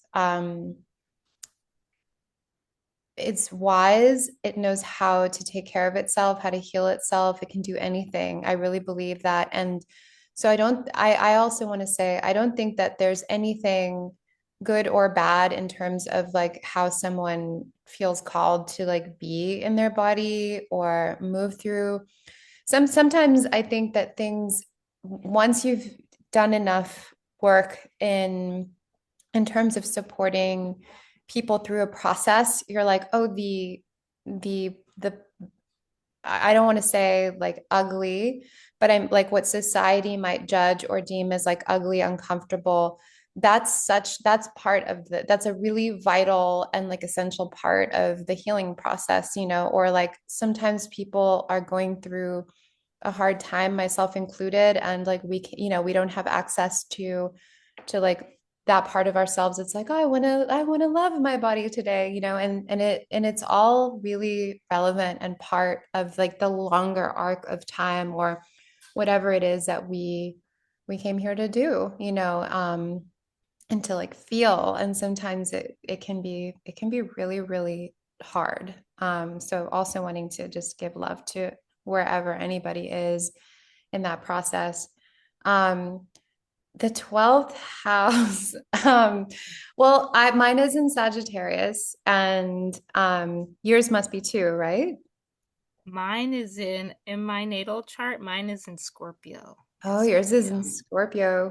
Scorpio. Right Yes. at home. Mine is in Sagittarius, and I've got Jupiter there. I mean, like I've got some really strong, important planets there.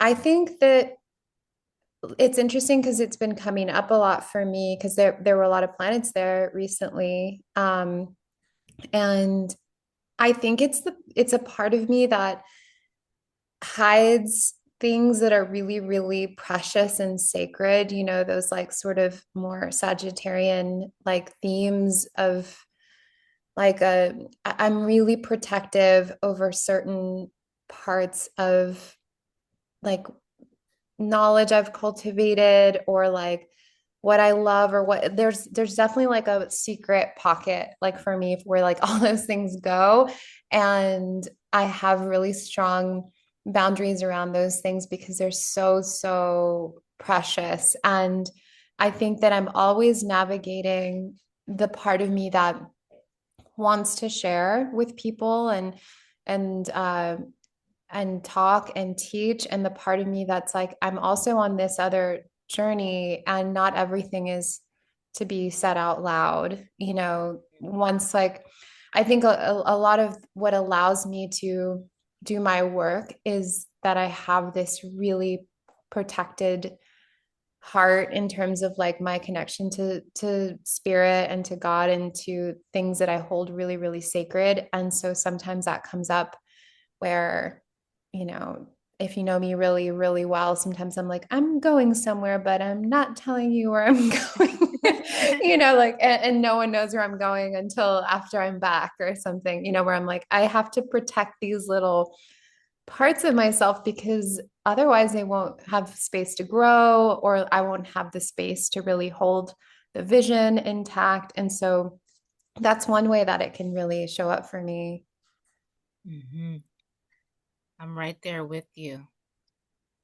Thank you for sharing that. I mean, I didn't know what would happen when I started this podcast, but you know, as I've been doing it, I'm starting to realize because the podcast has a life of its own that it wants to platform 12th house placements Mm. because the 12th house is this house. It's usually described as like, you know, where things are hidden, you know, and I'm sure other astrologers could interpret that differently or whoever else interpreted differently. But I do think there's this aspect of like something that's hidden. It's not Leo, it's not front and center, and if there's something um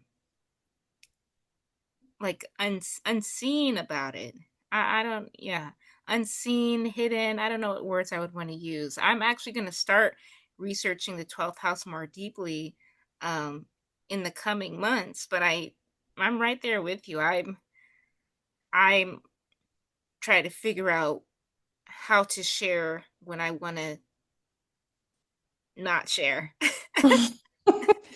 It's hard, but I think my good friends really know who I am, and there's also a way that it over time it comes out, but it's a little bit like I don't know if you have this, but when I'm working on a project, if I talk about it too soon, it just sort of it will it will not happen. It will fall apart. And so I'm like, I have to do this to protect the part of me that wants to really see this through or be able to do this. And if I'm just appeasing other people's feelings who are like curious about what I'm up to, I can't really, then I can't do it. And sometimes that's really painful and hard. But I think at the end of the day, it's something that can be navigated, but it is tricky.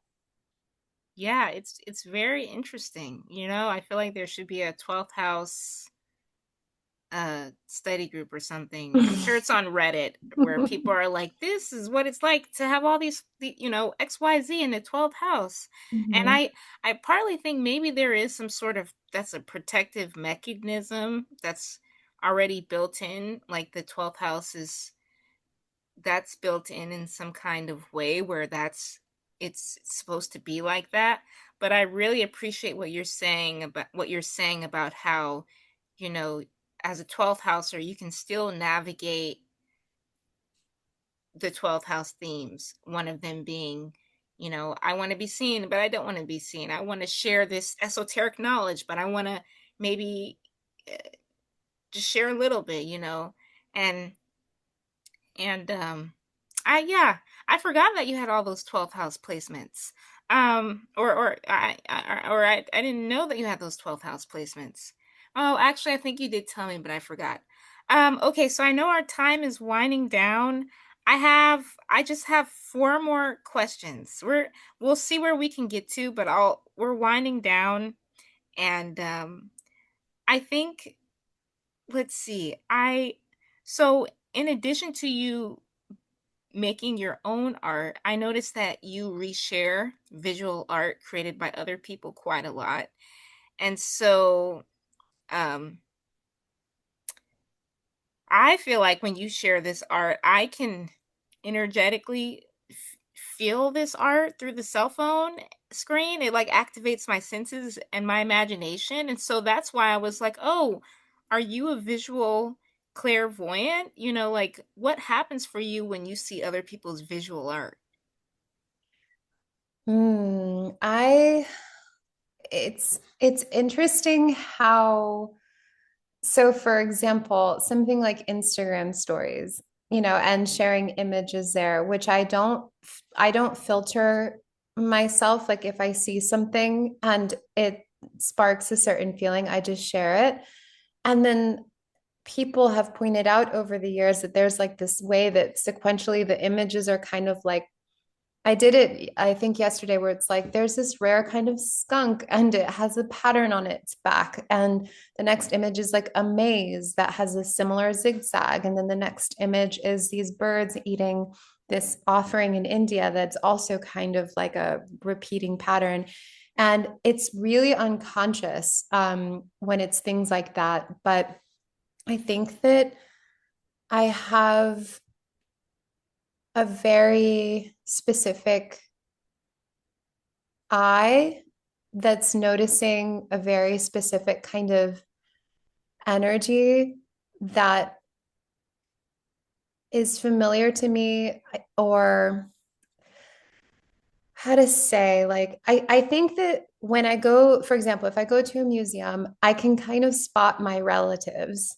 And it can be from anywhere in the world or any period in time, but I'm like, oh, this is like a relative. We're working with the same stuff. We're like the same stuff is coming through us. And it feels like being in church or in sacred space with a certain type of human being that does a certain kind of human thing that's always existed, of making images or channeling these same types of visions. And sometimes, you can be working with images and then seeing like years later images that come from some other part of the world, and you're like, oh, there's a similarity, or there's a kinship, or there's like some kind of thing.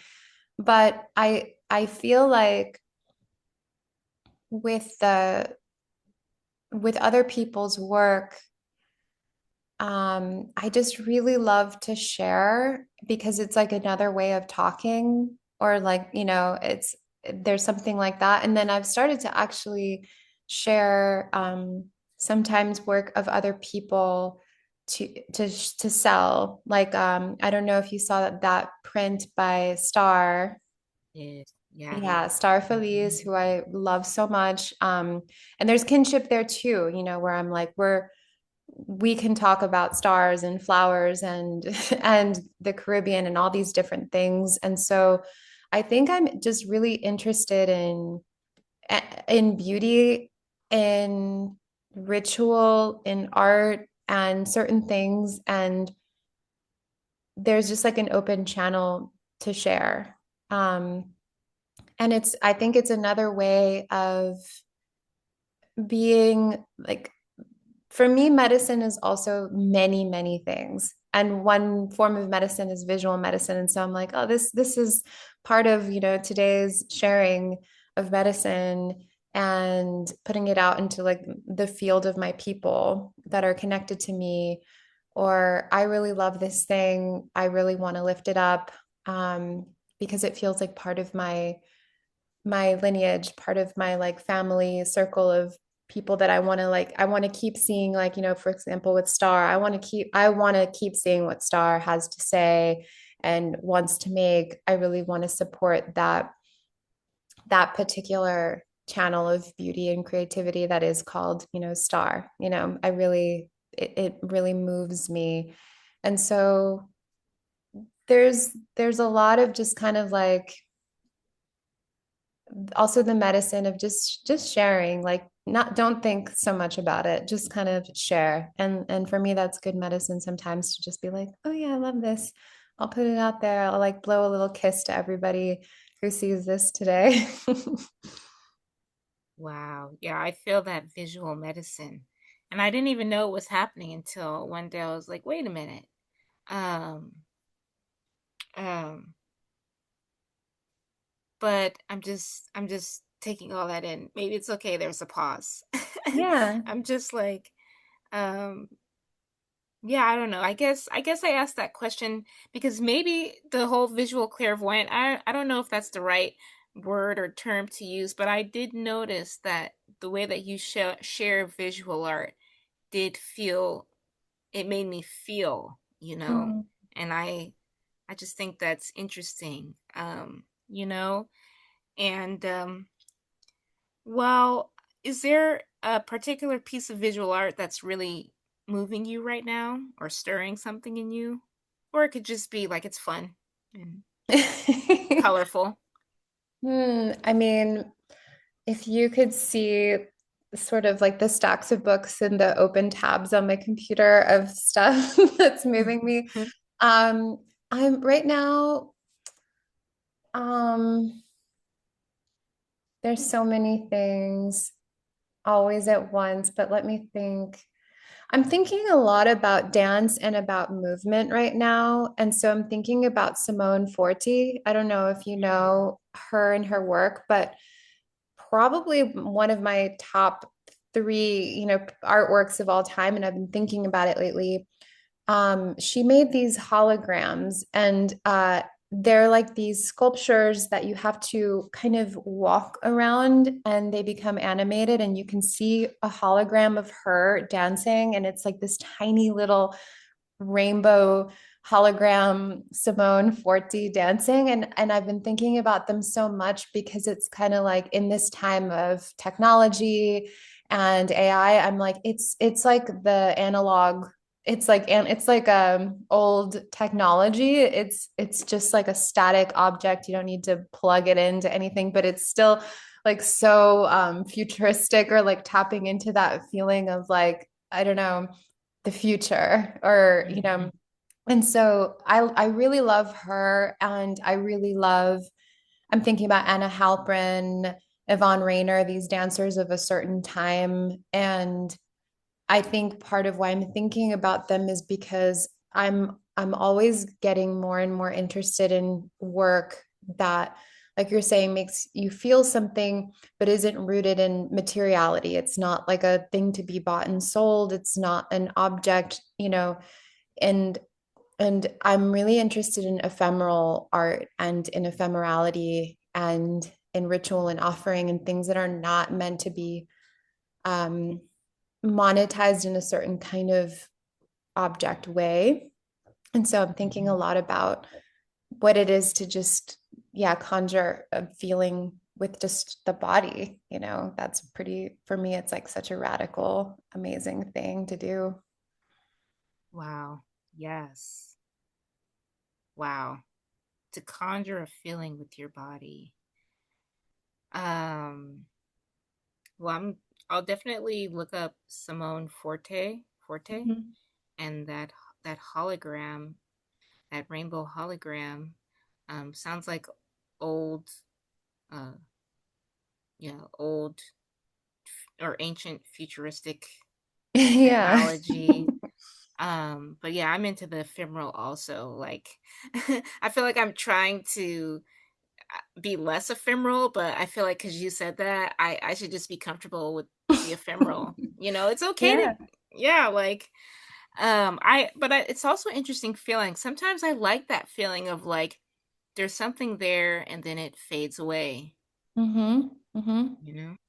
That's part of the process of the piece. Yeah, I think after so many years of painting, which really requires like tons of material and space, and it's this object, and it has to last forever. Did you use the right materials? Will the sun make it fade away? I'm kind of like, let the sun fade it away. I'm in a different place where I'm kind of like, um, impermanence uh, is interesting. And I'm really also kind of getting interested in photography and how that can capture the ephemeral in a way that feels right to me, in a way that's like, this has been documented, and that feels good, but it doesn't have to be like a permanent, like heavy material thing that's here forever.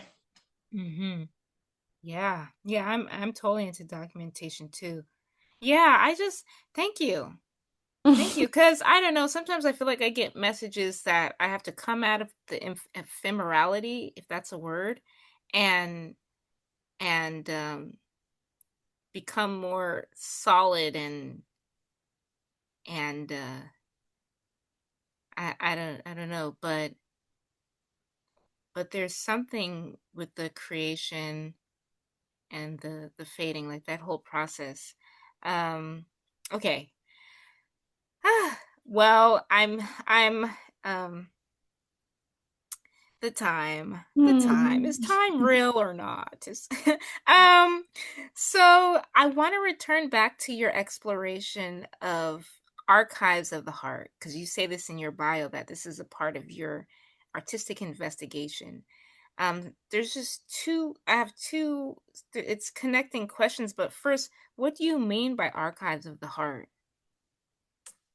For me, when I say archive of the heart, I mean my heart. And I think that the simplest way of saying it is like, I think I'm always gathering and pointing to things I love. Even, when you were saying about the sharing of other people's work, I'm like, it's important to have some kind of attempt at a record of something that really matters to my heart in particular. And also I think to have the courage to love the things we love feels like a big part of my work, like how to be really courageous, and really our unique selves, and show what we love, be what we love, move like what we love, because it gives other people permission to do the same thing. And so for me, it's like I do collect a lot of images, whether they're actual, things I'm making physical collage out of, or digital collage, or like small little films or sounds. My books are like my prized possess, like I have a strange little library, of very weird books over there that I love. And so there's just like let there be a record of what I think matters, what I think is beautiful or interesting. And yeah, having having the courage that keeps coming up, like the courage to do it and to be it. Um, so everything that I've ever made is like this record of a very specific time. You know, some of my paintings and objects from long ago, I'm not there. I'm in a different place in my life and emotionally, but it's like a record of exactly everything I had to give at that moment is like locked in time. And so finding new ways to move through that and to like leave a record feels feels like part of the work for me. Yeah, I just love that archives of the heart. You think of the past, like, what happened last year, what happened 5 years ago, um, local, national, global events that happened in the past. But then there's your heart, and you think about what's happened in the past with your heart, like what your heart, the archives of your heart. And I just thought, wow, I just felt like it's something to meditate on. And I really like how you're sharing like the physical archives. Like, it's not only emotional, and even I thought about past lives, but it's not even just emotional, but that there's these physical archives of the heart. That your library, it sounds like an archive of the Mm, heart. that's like the biggest compliment. I think I think there's also the past lives, like the archive of the heart, you know, and part of the, at least I feel this, like I feel really strongly like I'm picking up where I left off. And that's part of it is like there's a kind of like an excitement and an urgency to get back to where I left off and like the singularly specialness of being like in, you know, in this body, in this life, you know, that will only happen one time, like this very specific um Hmm.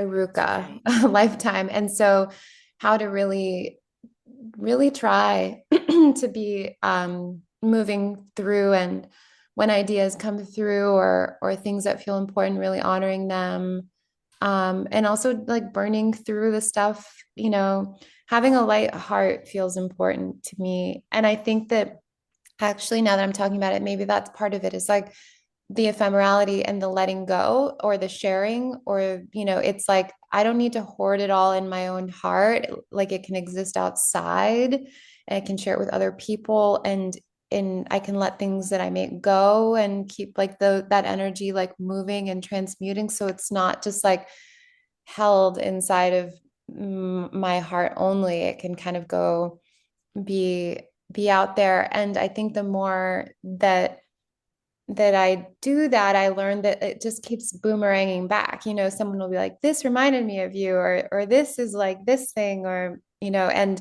it just widens like the field of beauty that kind of like comes right back. Mm. Um, so yeah, that 12th house again. Sometimes it's like, wait, this little piece, I just want to like keep that a secret forever. But like actually the exercise of keeping it moving is something I need to always be learning about. Yeah, same. You said a couple of things. Like, I think whether someone who's listening to this, whether you don't agree with or you don't really care about past lives, I feel like there's an entry point for people who have hearts, which if you're listening to this, I hope, you have a heart. And it's because what you're saying, it's like, in this lifetime, for some people it's this one lifetime, for other people they believe in past lives. Our heart has an archive. And for people who believe in past lives, our heart has an archive of we're carrying the archives of our past lives maybe in our hearts. But I really love how you're saying, how can you nourish and pay attention to this specific incarnation, you know?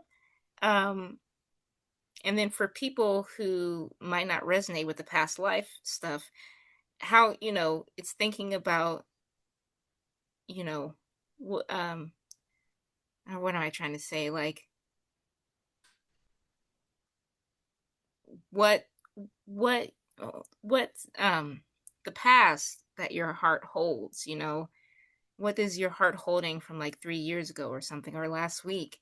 But I just like right there, right when you're saying like paying attention to this specific expression, because at in your, you know, if you were a nun in a past life and then someone else and then someone else, but right now you are Iruka Maria Toro.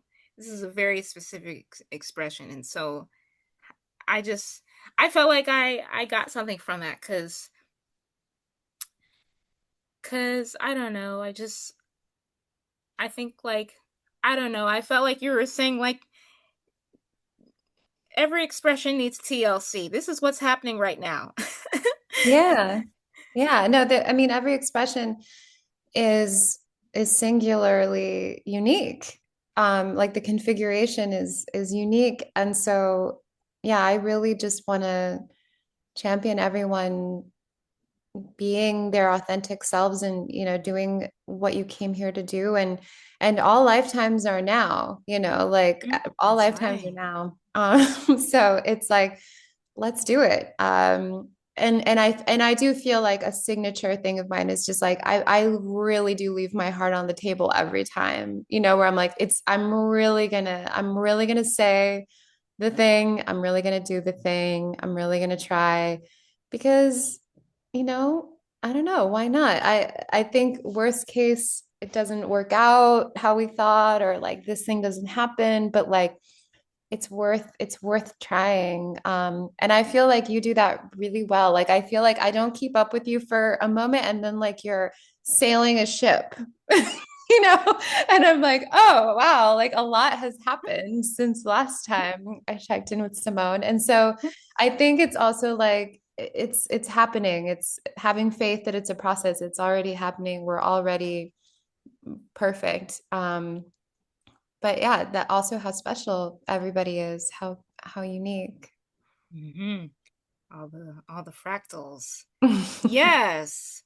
Yes, and also how you're saying like there are things in our hearts that want to be shared, and contributing to that field of beauty, you know? It's almost feels um like it has to happen.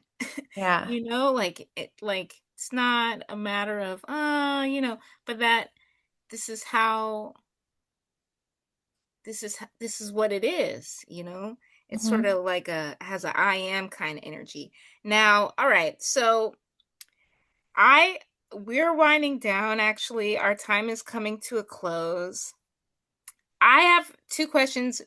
We You can just answer one of them and then we can close out. I have a question about messages from the great mirroring world, or if you want to answer, you know, I want to ask you about your work being in service to the mystery. So is either one Hmm. of those you're drawn to? I feel like if we do the mirroring world, the service to the mystery can kind of be folded in. Okay. Okay, so finally, finally. I know this has been a journey, but I love these sort of conversation journeys. And of course I'm okay, yeah, okay. So you also have a divination practice where you share in your words messages from the great mirroring world. And yes, messages from the great mirroring world. And mirrors have come up several times on the podcast. So, you know, how do you open yourself up to receiving messages from the great mirroring world in your own life? Hmm. In my own life, it's interesting because I, oh, are you still there? Oh, yes, I am. Sorry. Okay. So in my own life, I've painted for many years. Like I'm really interested in pairs of things, like whether it's pairs of animals and sculpture, or I'll paint like I sort of kind of symmetrical images. But there's like a trickle out, like if you're paying attention and you're in dialogue with the world, there's a way that it talks back. it's always talking back. And so, in my own life, which has everything to do with the mystery, I try very hard to just let the breadcrumb trail of things lead me to the next thing and not try to really be in control as much as possible. And so sometimes that means, I'm spending a year making a very big painting that I don't know if it'll sell or what it's going to do, but it has to get made, or I have to go here and I don't know anybody. But the second you land, you meet this person and they invite you to a dinner party, and then at that dinner party like something starts to happen, and so or like a certain symbol will start to repeat, or a name. And I really love being in conversation with this kind of animating force and trusting it and learning how it talks to me specifically, um, and what it's trying to show me, and when it's really, really obvious. And so with divination, it's like a tool. There's many different tools to be in deeper dialogue with that energy. But in my life, it's really looked like following my heart in terms of the work I want to do, where I want to go, having faith that I'll survive, having faith that I'll be taken care of by doing the work that I feel called to do, because I don't have, a safety net in my life. And having faith, just having faith, is a huge part of whatever it is I'm doing. And also the sort of, as we've been talking, the great many things that I'm doing kind of at once, having faith that it has a purpose, that it's doing something, that it's it's helping, it's helping people. It's every day. It's just like a trust walk into total not knowing. I think that's what it is to be an artist. And with medicine work, it's the work of being an artist, but there's other people, there's plants, there's like interaction where sometimes the mirroring dialogue I was doing was in a studio alone for a long, long time. And so there's just different ways that it's appeared in my life, the mirror. Mm-hmm. Also being the mirror feels Mm-hmm. important. Yeah, the great mirroring world. I just feel like that echoes. That what you've kind of how you've framed that, it just for me, messages from the great mirroring world, it just echoes through time, through space. Um and the trust walk on a day-to-day basis. I feel it's like it's sort of like now everyone might not resonate with this, but for me it feels like being in the trenches. Now that sounds rough and like, you're in the trenches, but I think I'm just trying to allude to that maybe sometimes the trust walk doesn't always come easy. Like does it like this might be silly to ask, but do you find yourself having to like reassure yourself or you know strengthen your faith? Because I just feel like being in the trenches with the faith walk, it's like how can that be a way of life? Or I don't know, does that make sense? Yeah, it makes perfect sense. I think so. It's funny because I have a memory with the 12th house again of someone looking when I was learning astrology. A friend was like, "Well, where's your moon and where's your 12th house?" And they were like, "Well, you were a heretic in another life." And I was like, "Well, maybe, but I think that there's something so this is actually kind of perfect because it sort of rounds out, my childhood in Puerto Rico was beautiful, and it also contains this like radical move to the United States. But in both places, no one was like, "You're a good artist." No one. I would be like, "I think I feel a strong urge to make images, to make art, to be creative." And I didn't have like innate ability. It wasn't something that came easy. And so my whole like adolescence and like early adult life was really just like there's no way that I can feel something this strong in my being and that it can be a wrong move. But the living it is like a deep being in the trenches because you're like everyone else is telling me that this is a bad idea. No one's really like believing in me, but it's I cannot ignore such a strong impulse, you know, in my whole entire being. And so I have to do it. And for me, like the doing is the gift itself, or like the living the life that we actually want to be living day to day is sort of like the reward, if you will. But at some point, the script totally flipped and people were, you know, paying money for my work or giving me awards for my work. But by then I was like, I've already had to develop such a strong trust in myself. And so I think for those of us that have those feelings or like a desire that's really strong or a yearning, sometimes you have to it's like a process that like builds your strength. And there are moments where there is relief, you know, where like I do think like grace comes, but there's like always this other learning, you know, like a lot of my learning now is less about proving or building and more about like letting go and trusting, or easing up on things and trusting. And so I think it kind of keeps going, and it's for the brave, you know. Yeah. it's like a really, but everything you've talked about, like from relationship to plants to medicine to our bodies,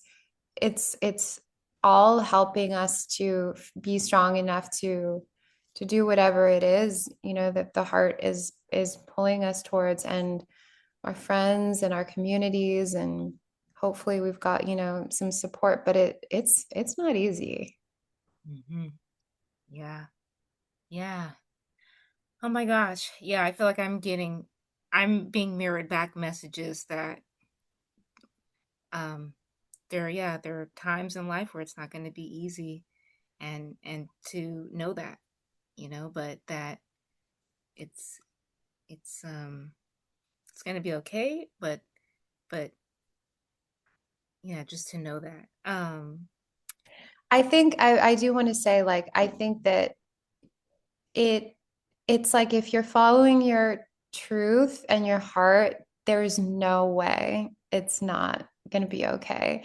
And I feel like with you, it's a particularly special thing to watch you do your thing, because like you're doing it. Thank you. You know what's so wild is that all the times I've literally given up and said, I'm not doing this anymore, that didn't work either. Mhm. So, me giving up and me trying to do something that I have no connection to and I don't want to do, that didn't work either. So, me doing what I want to do still has its challenges. And that's something I'm realizing, that it's like, I'm I desire X, Y, and Z. I'm doing X, Y, and Z, but now I have to realize that it's not without challenges, and that it's like, trying to escape the challenges of life, but Mhm. that's not going to happen. Yeah. That, and or like trying to escape something being hard or escape whatever. But I appreciate that, cuz I just feel like with the sailing, I call it the life cycle of dreams, where like it's a desire or a dream that's I've had. It died. I didn't know what to do. It came back alive. It was reborn. Up, there's still challenges, Mhm. Mhm.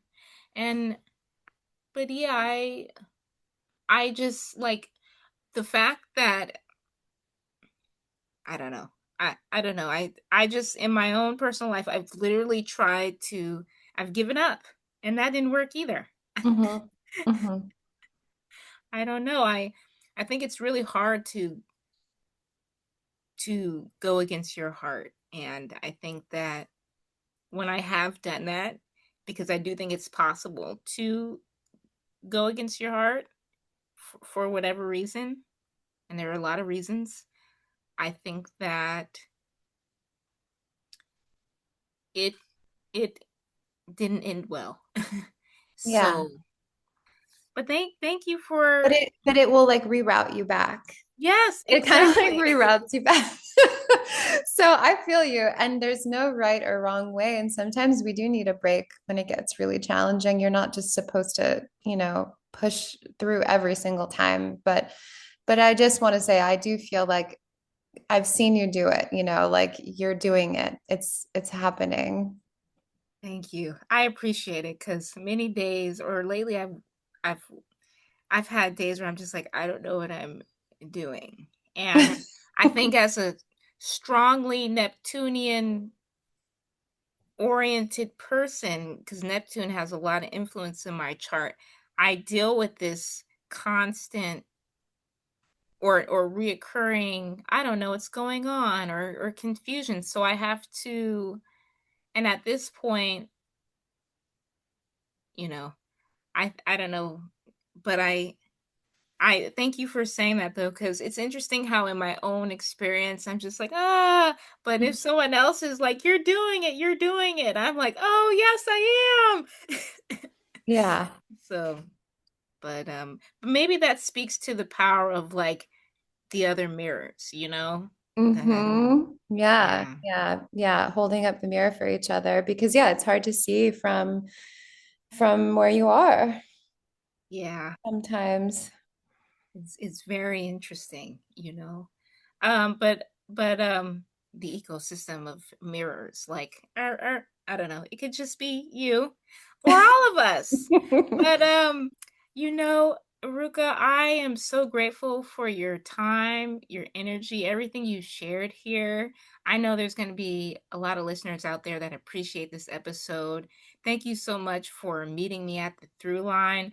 Do you have any last thoughts on your heart you'd like to share? I feel really complete. I just want to thank you so much for having me. You're just someone who I feel such a kinship with, and I have so much admiration for. I love seeing your journey, and I just think you're the best. I'm really Thank grateful. you. Thank you. I'm so glad to know you too. We're going to be in touch, follow each other's journeys. Um, yes, thank you again. All right, thank you. Bye.